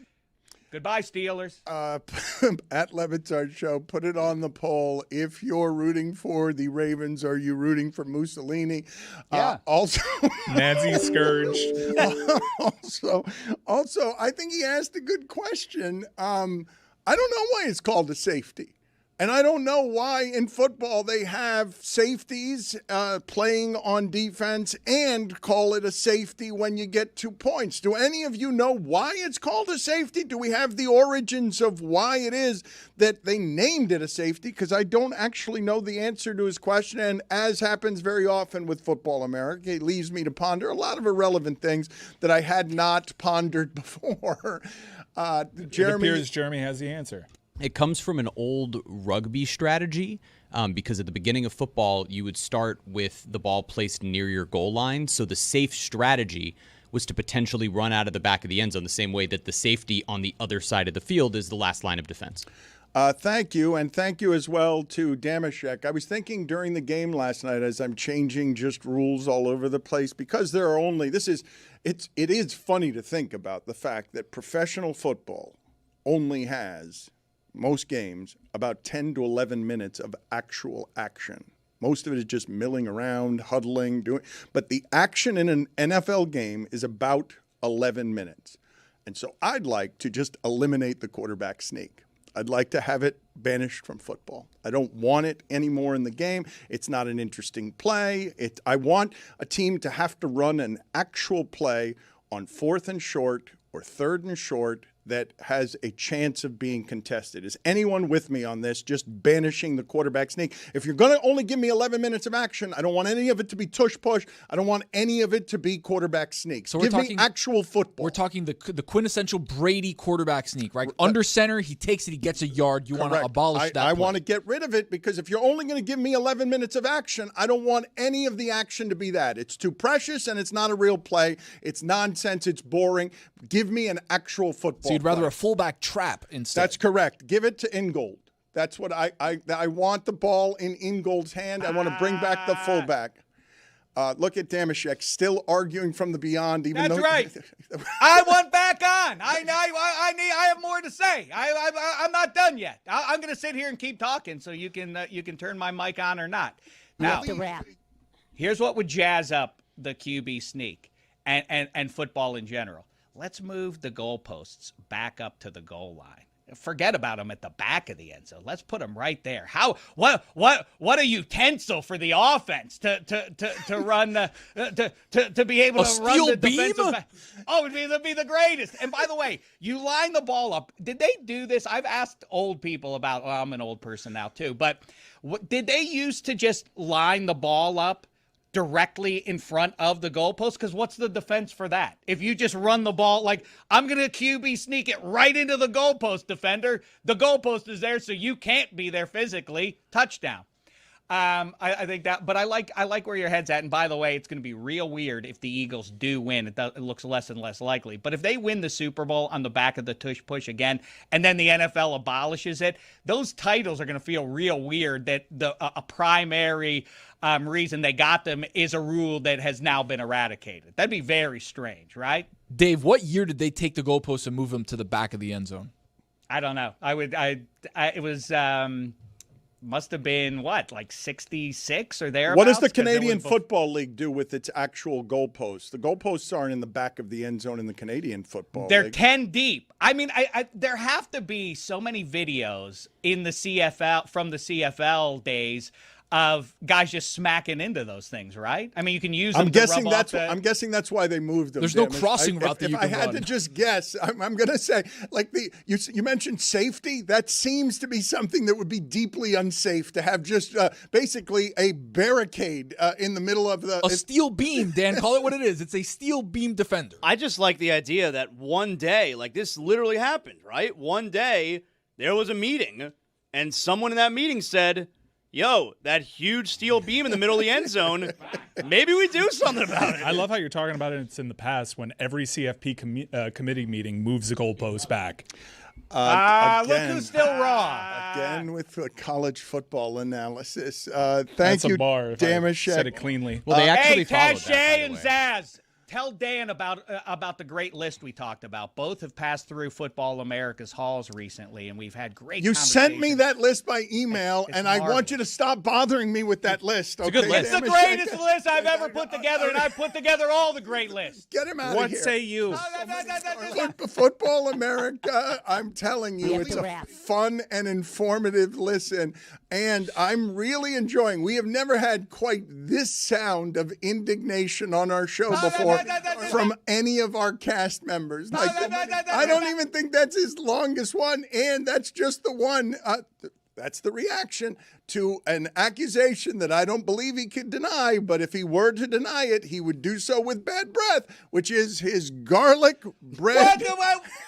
This made-up tale about me. This is what you've got. I saw me 24 garlic rolls at Flanagan's, Dan. His breath smelled like it. It smelled like a garlic factory. Tony and his fake news. I don't like this talk. I don't like it one bit. Get out of Can we here. Go back to talking about Crosby. No, get out of here. No. Damashek, Football America.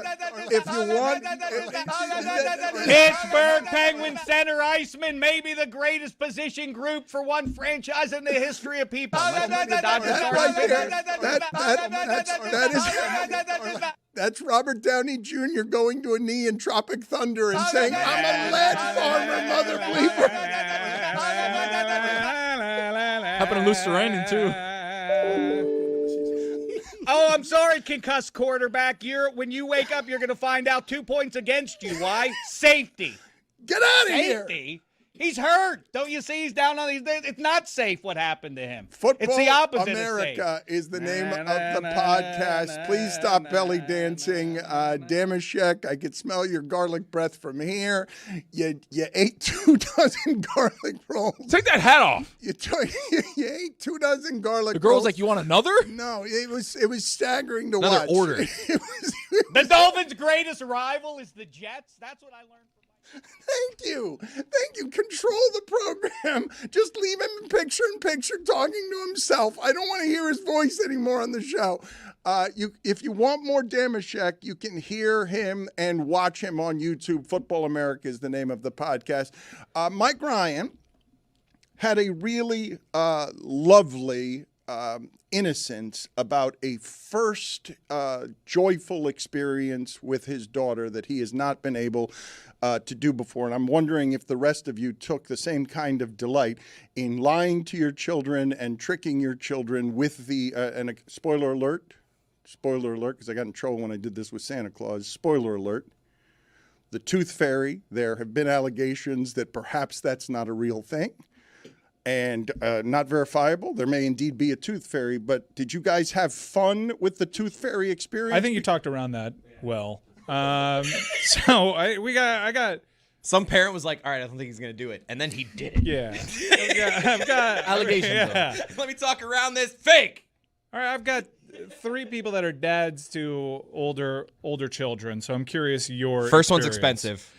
Yeah. Well, that's another thing I want to talk about. What's it going rate for a tooth these days? But my daughter was a total pro. I was trying to help her out with it. I got so queasy trying to pull a tooth out of my 6-year-old daughter's mouth. And she just got like a piece of floss, and she's like, I got it from here. Hey, don't worry. We're good, bro. Just like Colin Cowherd and LeBron James and Ben Simmons. We're good, You could do the door method, too. Yeah. I want to do the football one where you tie like a piece of floss. You just got to make sure that it's really ready to come out. Yeah. This one was really ready. And so we've been prepping for this because it's been loose for a couple of weeks. So we got this way too sophisticated receptacle for the tooth. It's in a pouch, but inside the pouch, there's a vial with like a little like bottle top on it that you have to pop off. And she decided to put the placement of it hanging above her bed on like a post. Oh, wow. So I had to sneak in there like Ethan Hunt. Wow. And have to undo this entire contraption. And also there was a slit for money. And I had to find cash. I haven't had cash since the Obama administration, but I got cash. Can Venmo her? I can't Venmo her. She doesn't have a Venmo.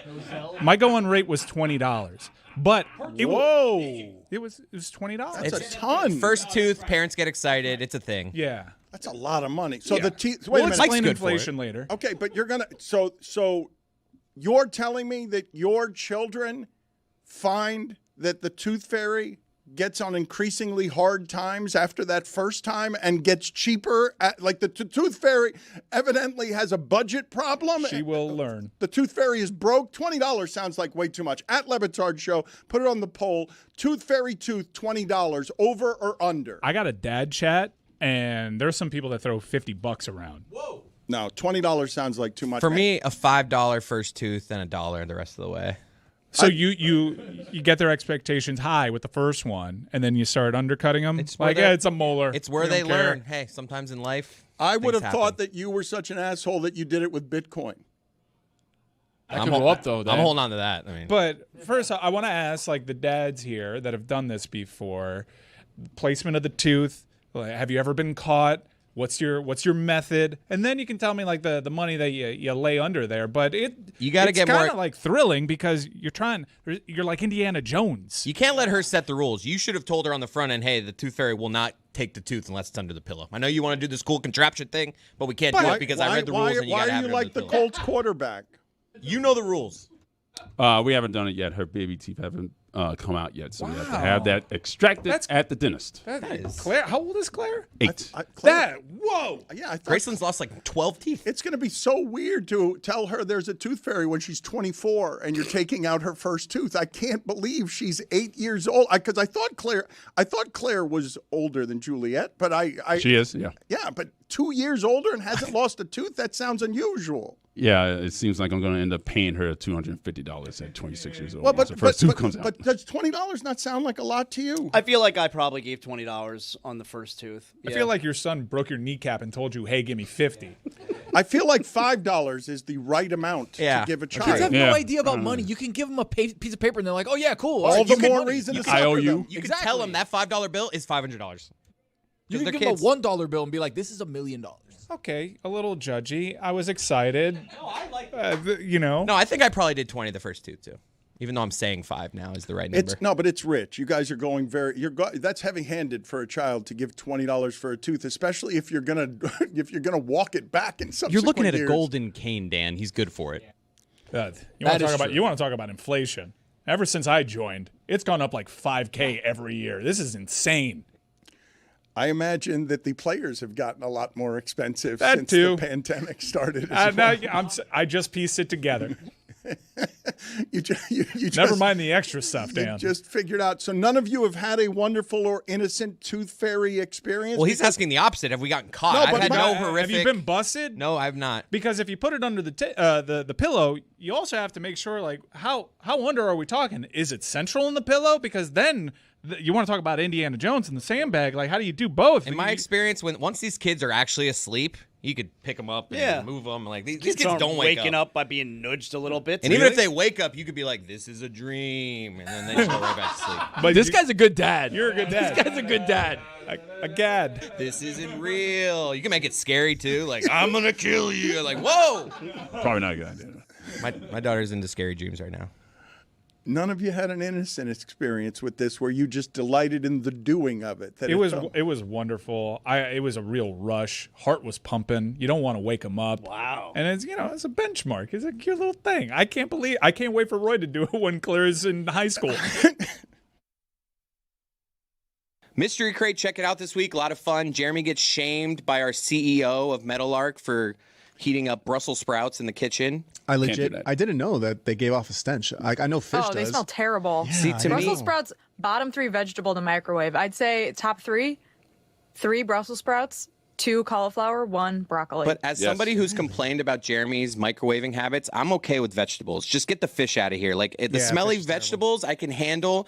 Just get the fish out of my life. To be fair, the Brussels sprout smell really didn't linger. It was only in the beginning, where the fish sticks around. So we have that. We talk about the top 10 deep cut days of the year. It's not just your birthday and holidays. Okay, we go into the deep cuts. What are the best days of the year? We talk a little bit about the worst days of the year. And also, Wicked. We talk Wicked and a little bit of sports. A little bit of sports. Is Mike Tomlin?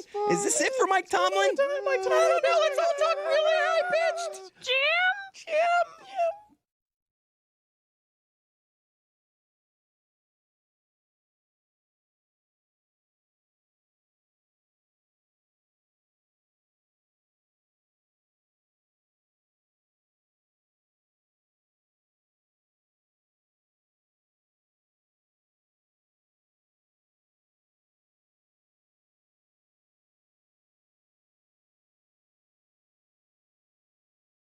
Shakes and creaks down here with the enthusiasm. We've lost all power down here, so I'm sorry this isn't a better televised affair. Do you? Is you this? see my I face like it. here? I like it.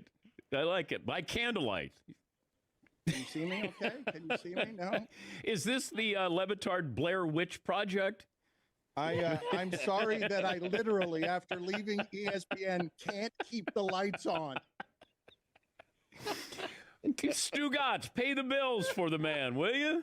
You want me to pay the bills? Get out of here. I don't pay my own bills. I mean, How big is Jimmy Butler? If we had power rankings in Miami. I know. Our athlete power rankings. Is he a 1 seed? oh, yeah. What do you? Oh, yeah. Are you kidding me? Dan, you are doing the show I've always wanted to do. Power rankings for Jimmy Butler. God bless you. Yeah. Man. 1 seed. Yeah. 1A. Okay. Over anybody with the Dolphins. Anybody else come into? Anybody from the Florida Panthers? You know? Okay, you're talking about present or all time? How about current, and then we could do all time. Okay, but this is what we need to do if we're going to go to, Can you put up a test pattern at least on your screen there, like something? It's just buddy, I don't have control of the technology here. This is embarrassing. It is embarrassing. You don't think I'm embarrassed right now? Or do you think that I'm filled with buoyant champion pride right now? This is why Mike Ryan left. But he hasn't left. You just can't see him because he's got his head in his hands in the dark. I can see. Well, he's going to be leaving. Yeah, I'm leaving now. Yeah, I'd get out. Get out while you can. To answer your question, this is why it's funny, the question that you just asked. Yes, Jimmy Butler is in the process of trying to wrestle away the legacy and team of the Miami Heat from Dwayne Wade gave us the greatest feeling and LeBron James gave us the greatest feeling. However, in the last two games, Caleb Martin has been their star. Caleb Martin has been their best player. Over the last few games, our Michael Jordan has been outplayed by Caleb Martin over the last half of the series. He should have been the MVP last night. Well, that's Reggie Miller's fault. He said it on the broadcast again and again. Why are you yelling? You don't even have lights on then. You don't even have the status to yell at me right now. Because Reggie Miller told us on the broadcast last night. Surprised the audio works there out of that studio. Good God. Goodness gracious, man. Can you see me at all? No.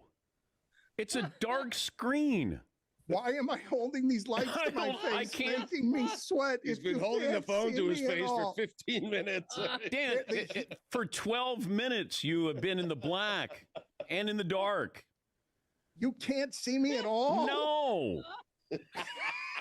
The power is out in the building, Dan. This is great. I have no idea how we're connected to Dan Patrick, honestly. It's hot in here too. All right. Well, now I'm here. Now you don't have any signal here coming. Oh my God, I feel bad for you. Metal Arc You've Media. fallen already. Hiring now. Yeah. Hiring now. Hopefully- As media falls apart all over the United How States. about technicians? Hiring technicians right now, a lighting director, something like that.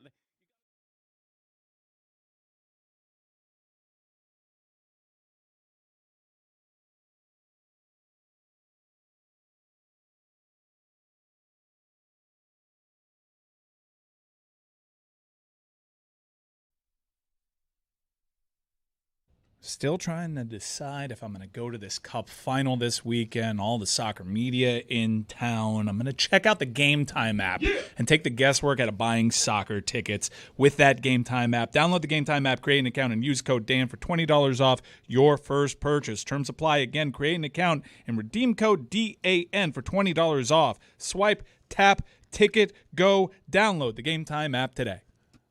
You have heard me say a number of different times how overwhelmed I am by the sheer amount of support that this show has when we get 100 million streams on Spotify over the year, and it's just Spotify because we're on in a number of different places more than we've ever been now on NBC Sports Now every day as well. I am truly moved all the time by the following this show has and how loyal the support is. So, when I ask you to support things, you almost always do, and LeBatardAF.com right now has a toy drive going on that makes it very easy for you to help some kids have a good Christmas who might not have a good Christmas. You can make a child's Christmas better with a few clicks at LeBatardAF.com. It's tax deductible. None of this is going to us. It's all about helping children who might not otherwise have toys for Christmas. So please support those kids. And also support Tony this weekend as he does another MMA hangout. He's created something out of nothing there. What are the details we need to know, Tony, about what you're doing this weekend? Last one of the year, Dano. We got the Bantamweight Championship of the World. We've got Merab Dvalishvili versus Piotr Jan 2. We've also got Josh Van, who's an up-and-comer young kid, 26 years old, absolute lightning in the octagon, fighting against one of the GOATs right now, probably of his division, the flyweight division, which is Alexander Pantoja. They'll be fighting. We'll be over at Dev Flamingo, 10 p.m., last card of the year, and then next year, moving into January, Paramount Plus, 9 p.m. starts now in the future. Which Did you see that card? For Card's the gonna be fun. Card's gonna be fun. But Paramount Plus, we're gonna be there. So 9 p.m. start in the next part of the year. But for the last one, 10 p.m. start. Dead Flamingo on Saturday. Zaslow, how did the airlines rip you off this week? Oh, my I'm God. surprised and delighted to have you here today. I was expecting you to have to go somewhere as you usually do. I am. I'm in on Fridays. Fridays now, dog, but I am going somewhere this What? afternoon. Yeah, I'm in on Fridays now, Nah, player. I don't like that. Well, get used to it, man. This is the drill. I'm in on Fridays now. This is my last weekend. I'm going to the SEC Championship game. I'm leaving this afternoon, and then I'm here on Fridays. That's right. Okay, so here's what happened. So I'm taking my wife for Valentine's. We're going to Vegas. She's never been before. So we're going to Vegas, all right? And, we're perusing the flights. We want to get a good deal. Do we do nonstop? Do you go for the cheapest flight? Yeah, usually nonstop. We found a great flight. This was 2 days ago. Actually, I think it was yesterday morning. We found a great flight coming back from Vegas, flying back here on JetBlue. Nonstop, Dan. $175. That's an incredible one way. That's That's a top tooth. Good deal.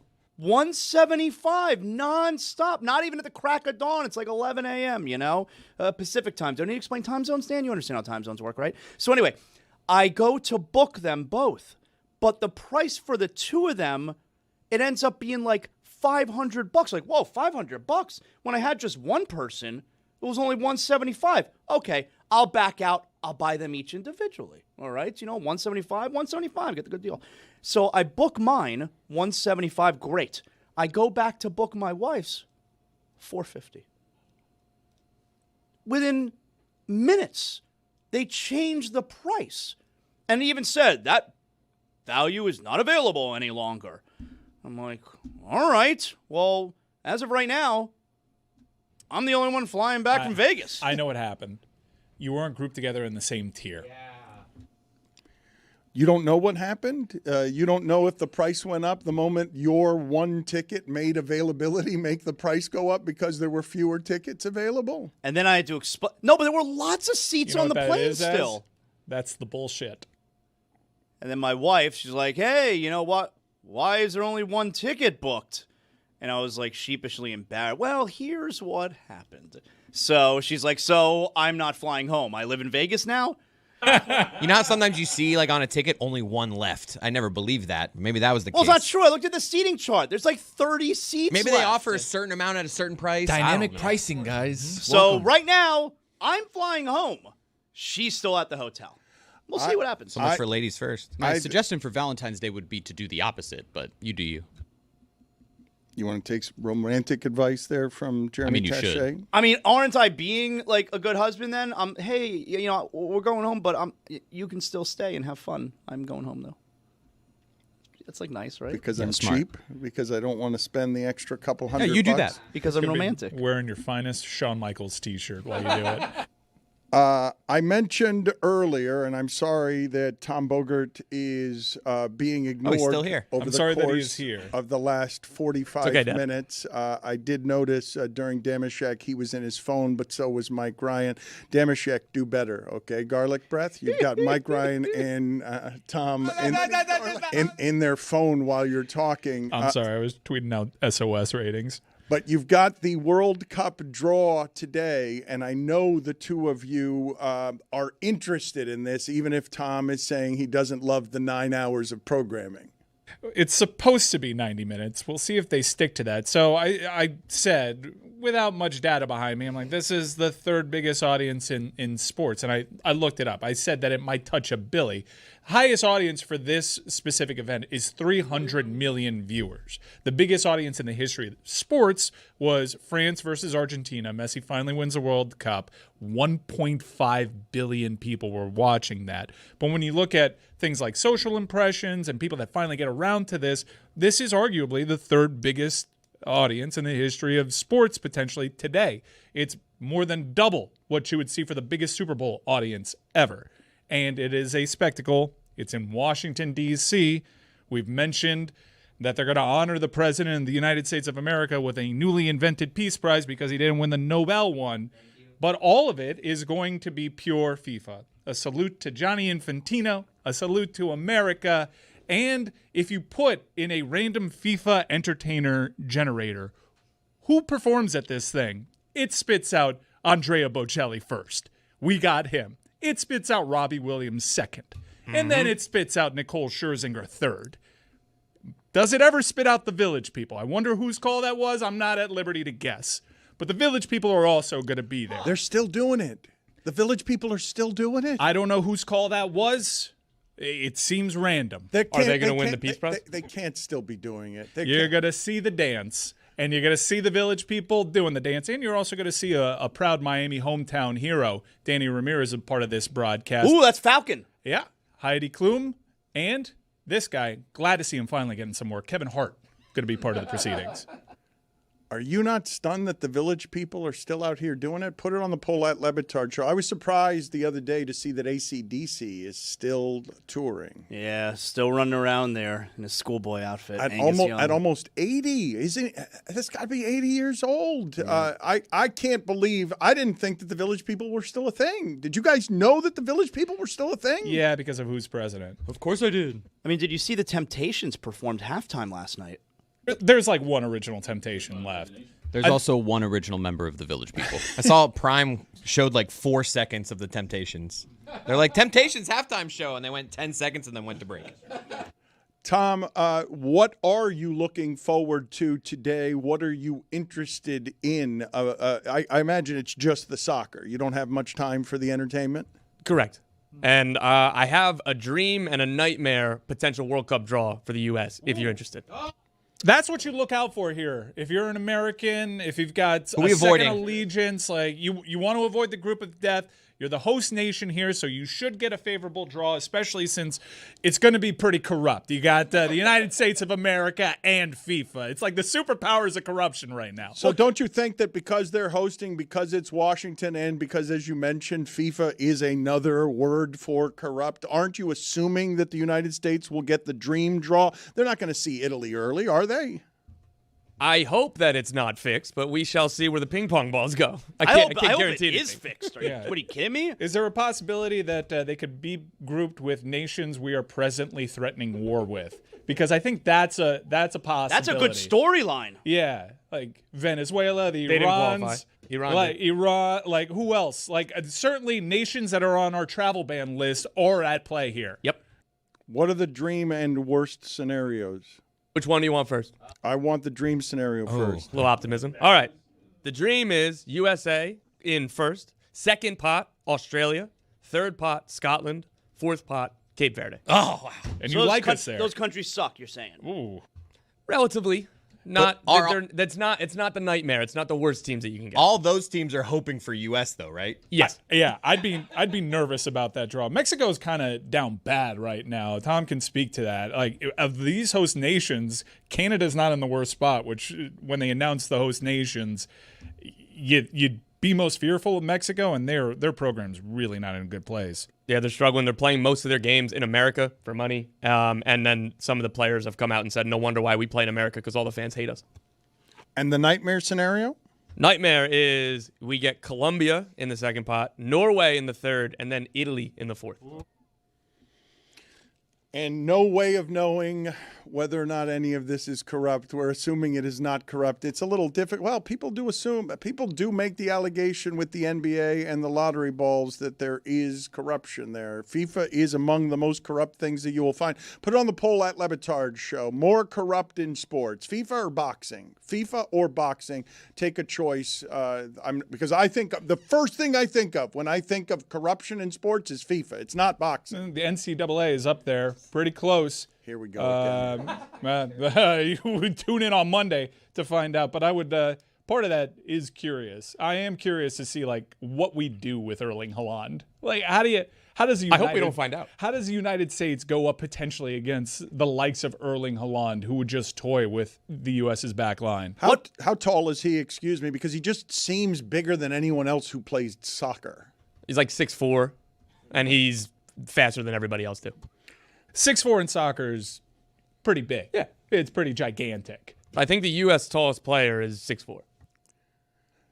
the idea that we will get that you would get 1.5 billion people to watch anything is crazy to me. I understand that Messi's last game or Messi's World Cup final obviously would be spectacle, but the idea that somebody would be that kind of draw and then have a game this weekend that Tom is saying, yes, soccer people are interested in this game, but when you talk about 1.5 billion as a number, that's not just soccer people. That's people who are just finding, I mean, to think of anything as 15, what are we talking about, 150 times the Super, like what, 15 times the Super Bowl audience, right, is 1.5 billion. If that's just nuts. That's nuts. No, it's a global game. I did the numbers wrong there on the amount of audience that you would get for a game. I just can't imagine 1.5 billion people watching anything. It's a bummer because the energy around this one, and I'm a huge soccer fan, and I've been waiting literally since I was a child for the opportunity to host the World Cup again. And given the current climate and how people view the U.S., I'm not as pumped, and I wish that the soccer team was in a place that I had more faith in. When this was first announced, I'm like, yeah, that's enough cycles away for us to actually have a chance to win this thing, because host nations, there is a lot of Cinderella stories there. So I'm hopeful, and I know I'm going to be smacked in the face once again with politics, and I'm going to hate it, and it's going to take a lot of the air out of the situation for me. But I am still charged up to see where the U.S. gets grouped. And I hope against hope that I can find a way to muster up that childlike enthusiasm, because the one in the 90s changed my life. I have so many vivid memories of Alexi Lalas and the final in the Rose Bowl. And I've been really looking forward to this my entire life. And I'm a little bit more optimistic. Pochettino has the team playing a little bit better. I think his strategy that we were a little hard on really cultivated a lot of depth for the United States there, but I don't know. It's a bummer that I'm not as excited as I once envisioned. Last time I was on the show, all it was negativity, pessimism, because that's where the program was. Things have turned around in a better way. It is still not, Mike, I don't think that you'd think it's on a strong footing, but it's for sure better than what looked like rock bottom. Will we know the locations today of the games? Yes. Yeah. And the U.S. in the group stage are 2 games, I believe, in L.A. and 1 in Seattle. So, Chris, you should reach out to your father, because both he and I in Los Angeles, last time he mentioned the Alexi Lalas team, the last time that we watched all of that together, your father and I were in Los Angeles, and it was so hard to get a hotel room because the World Cup was in town that we were in a tiny motel in downtown Los Angeles, which I've never stayed in. I've stayed in hotels in Tallahassee that are bad. I've stayed in bad hotels. I've never stayed in a worse hotel than the one I stayed in with your father at the World Cup, because we just simply couldn't get rooms, because when the World Cup comes to your country, it's total insanity. DTLA in the mid-90s? Oh, yeah. Just reach out to your father and ask him to describe what he remembers. What I remember is him drinking at the motel bar, which was one of the saddest places. There was a motel bar? Yes, but it was. Did the Night Stalker say hello? It was all tiki, though. It wasn't a real bar. It's a folding chair. It's 4 folding chairs and a desk. It's not a real bar. Hey, let me introduce you, Dan, to my friend Richard Ramirez. Did they serve Miller Lite? Always. Always and that's everywhere. All that matters. That is the only thing that matters. You need to get some information from your father on this, though, Chris, because he'll have good details. I wanted to go back for a second and talk some college football here, because Mike Elko, what happened to him after the Texas A&M Texas game, where he's trying to do a press conference and he's bothered because he was on the doorstep of going unbeaten in the SEC. He was on the doorstep of beating Texas and, just having an undefeated team. Having a bye. Having an undefeated team, and no shame in losing to Texas. If you're Texas A&M, you've been doing it the entire time that Texas A&M has existed. But here is Mike Elko trying to talk after the game, and basically so many people are having fun in the locker room that he's outside of, that is evidently the Texas locker room, or fans that he can't be heard really, and gets annoyed. We didn't play the way we needed to play. Can we close the door and run a professional press conference, please? My gosh.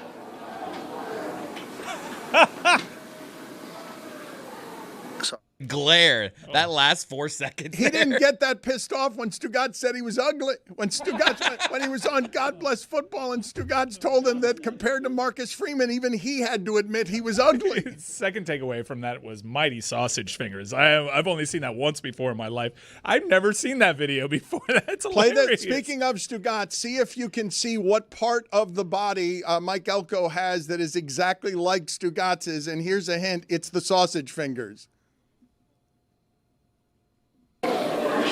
We didn't play the way we needed to play. Can we close the door and run a professional press conference, please? My gosh.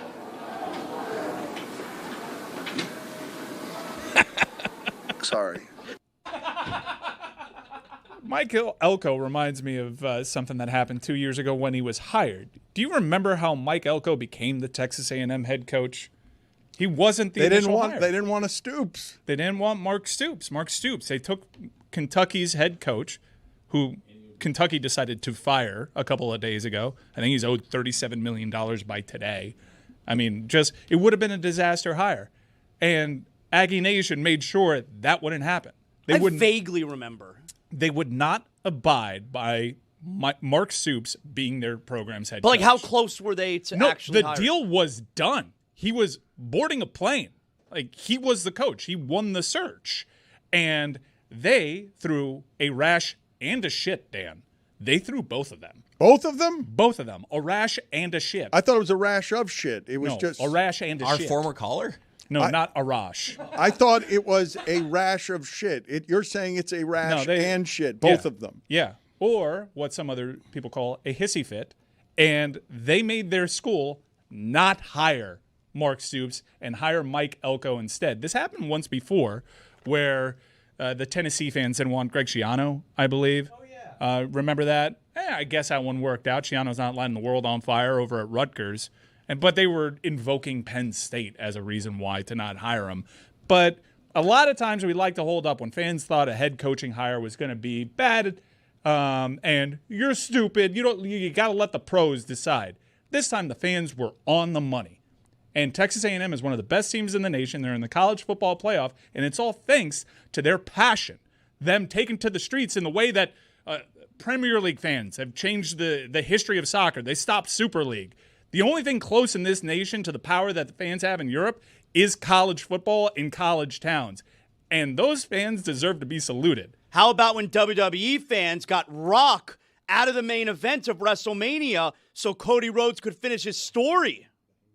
How about that? If you want to talk wrestling, now we have our opportunity to talk about, is Heyman your favorite professional wrestling manager, like in the history? Bobby Heenan for me, but Heyman's like right there. All right. So Heyman had a moment the other day that was great professional wrestling manager heel moment where he just shoves a kid. There's a kid in his way, and he didn't want to see the kid, and he just physically moves the kid in a way that's aggressive and I think could constitute something close to assault. Good security there. Yeah, they just let him right through. They let the kid through, and Heyman's got no time for that. One thing I never understand, and Paul Feinbaum does this too, must be a Paul thing. You already got the horseshoe. Do you need to dye the horseshoe? Put it on the poll. Once you have the cul-de-sac for hair, should you be dyeing it at Le Batard Show? Like, what's the logic there? Walk me through this process. Let me dye this so people think I look young. Well, walk me through the process of why it is Brock Bowers insists as a young person to continue to you always go back to Brock? Because I've never seen such dominance with that hairline. Terry Bradshaw used to be the standard here. I sort of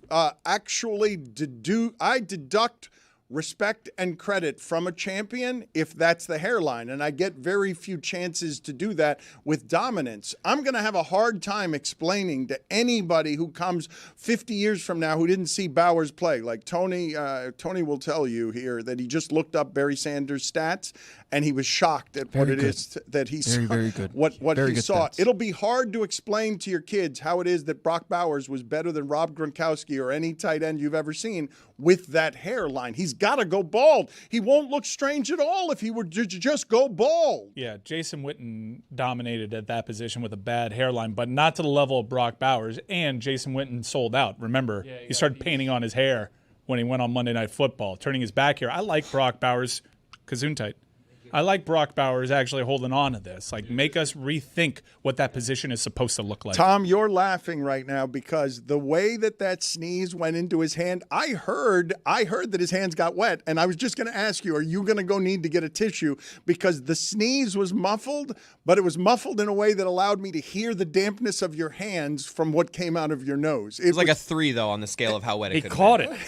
A 3? What's a 10? A 10 is like mucus, like where I can like. He has to like, change his where I clothes. separate my hands. You could like see the. He caught his sneeze, and here's the thing: because he was thinking, his mouth was open, and some of the wetness also came out of his mouth. So the fact that you have a tissue on the ready there for what sounded like a very wet sneeze that was only muffled by your hand. You know you're gonna search a J drive for my sneeze.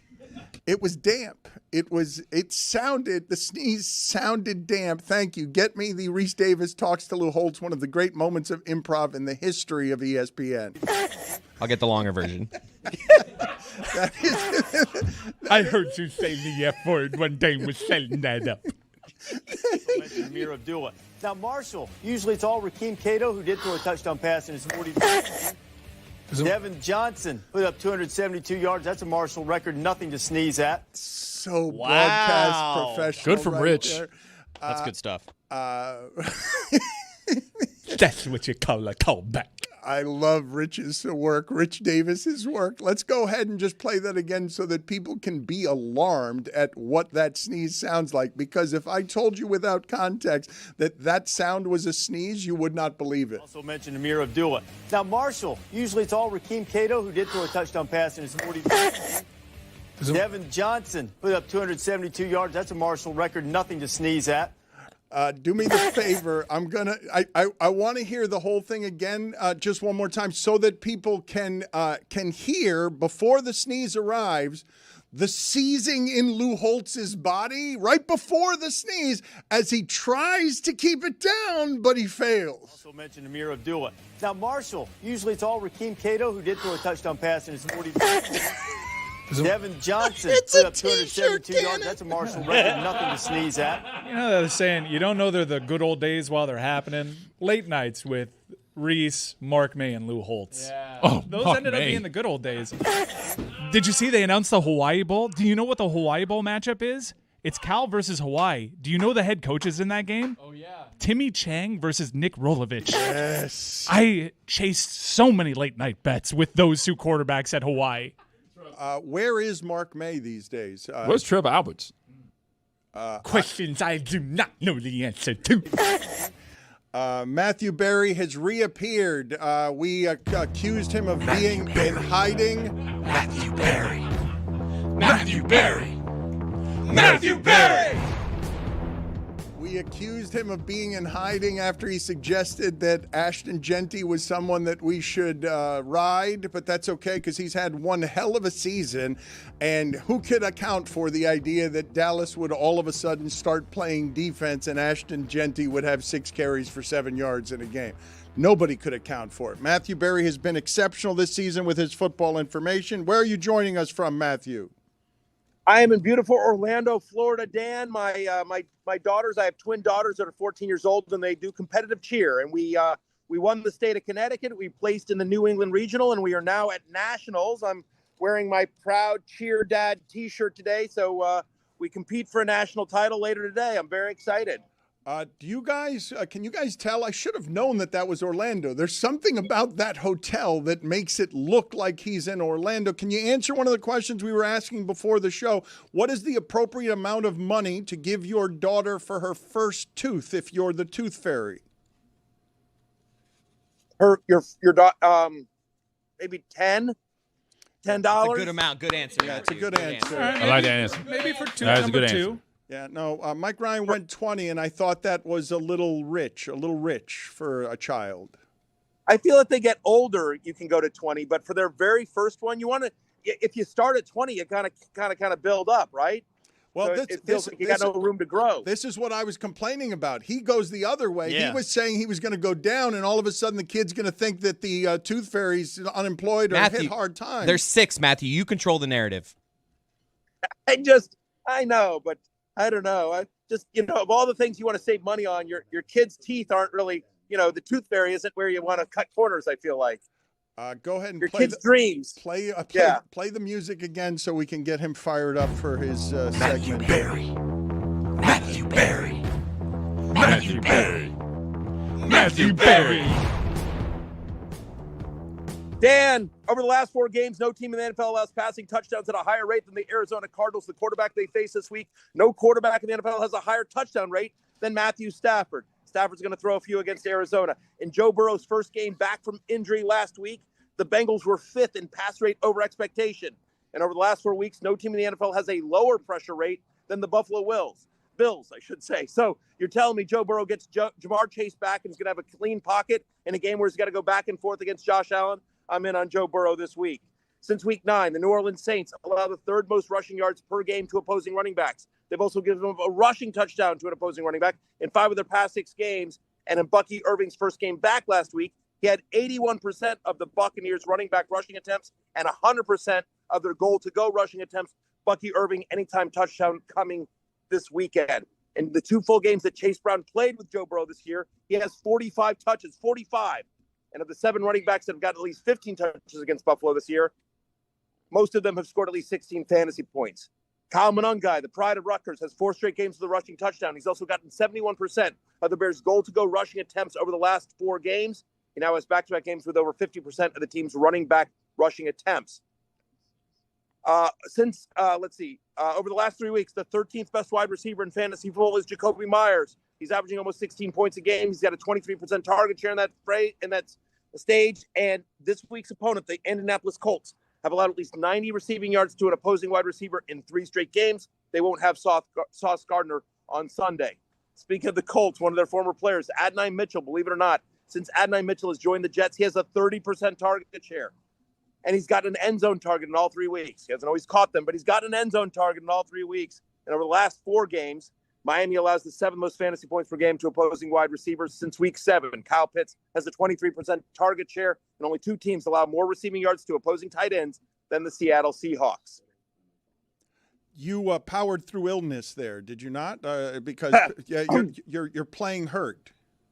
It's been a lot of travel, honestly.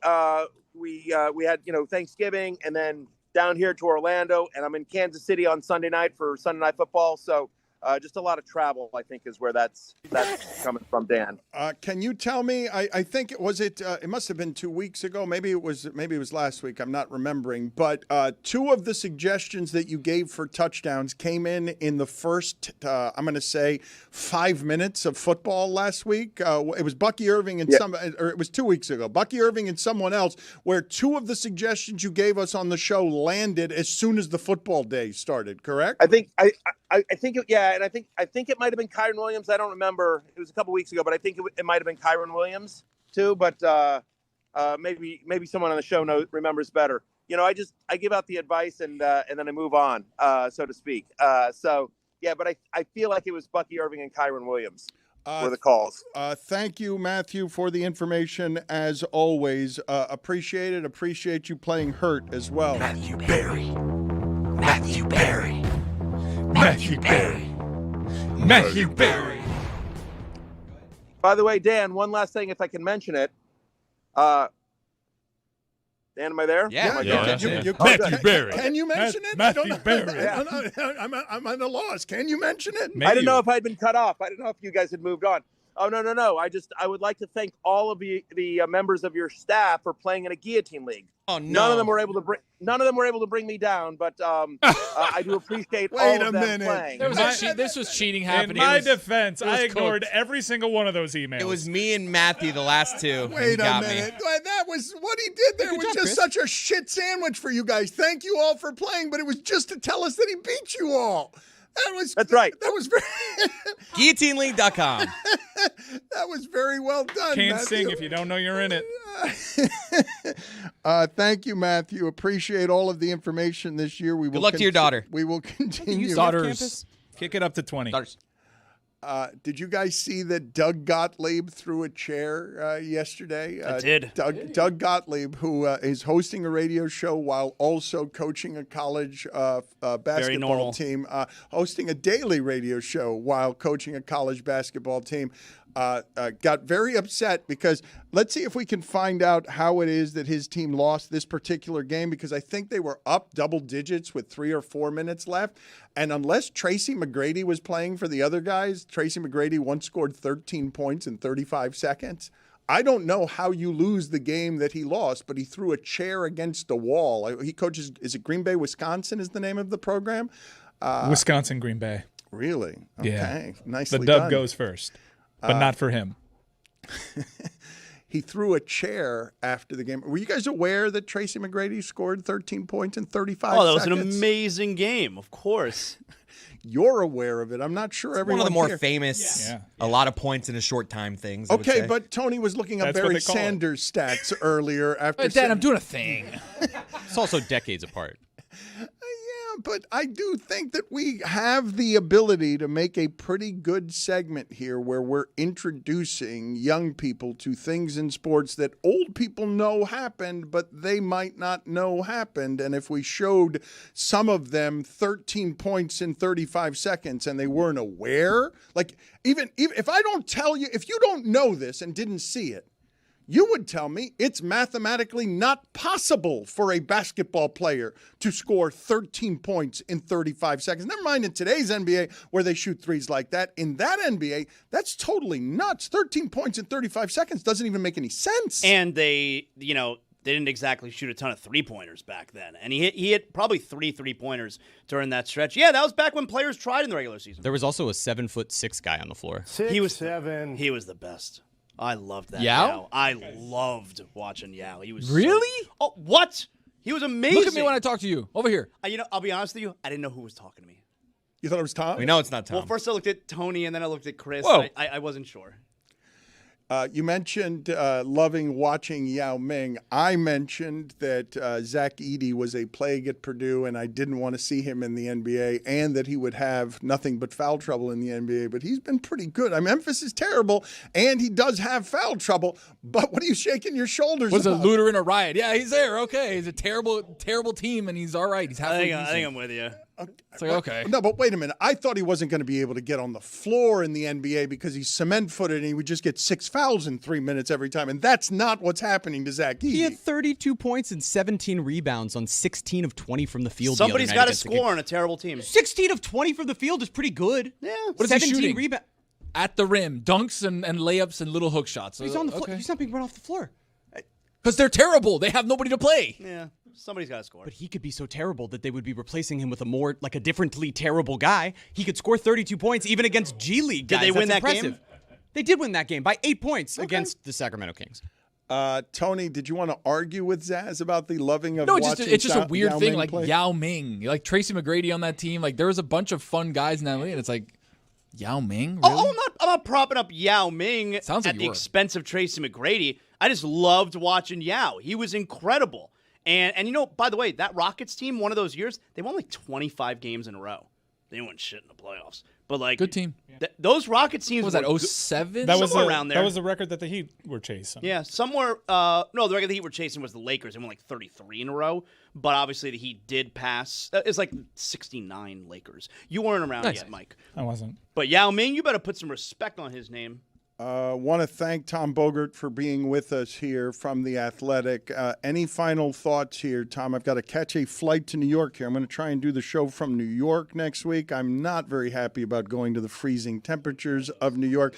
Any final thoughts here? And thank you again for the expertise and for spending this time with us today about the World Cup draw today and Inter Miami playing in the final this weekend. Thanks for having me. But in this game this weekend, while I sit in Miami, I think the Vancouver Whitecaps are going to win. Whoa! Send them out, Dan. You get out of here! I never want to see you again in my city! I'm not joking. Get out of here! I'm gonna carry I'm you out. over my shoulders, Nacho. I was gonna let him promote stuff, but not anymore. If you think we're going to promote that you're from The Athletic, you got another thing coming, you asshole. Dan's going to New York. Well, who's got to do the show over here? Yeah. Jawan Howard was on that team. Dikembe Mutombo. Mutombo, too. Pointy elbows. Skip to my Lou. Skip Rest to my him Lou up, on power. that team. Bonzi Wells. So many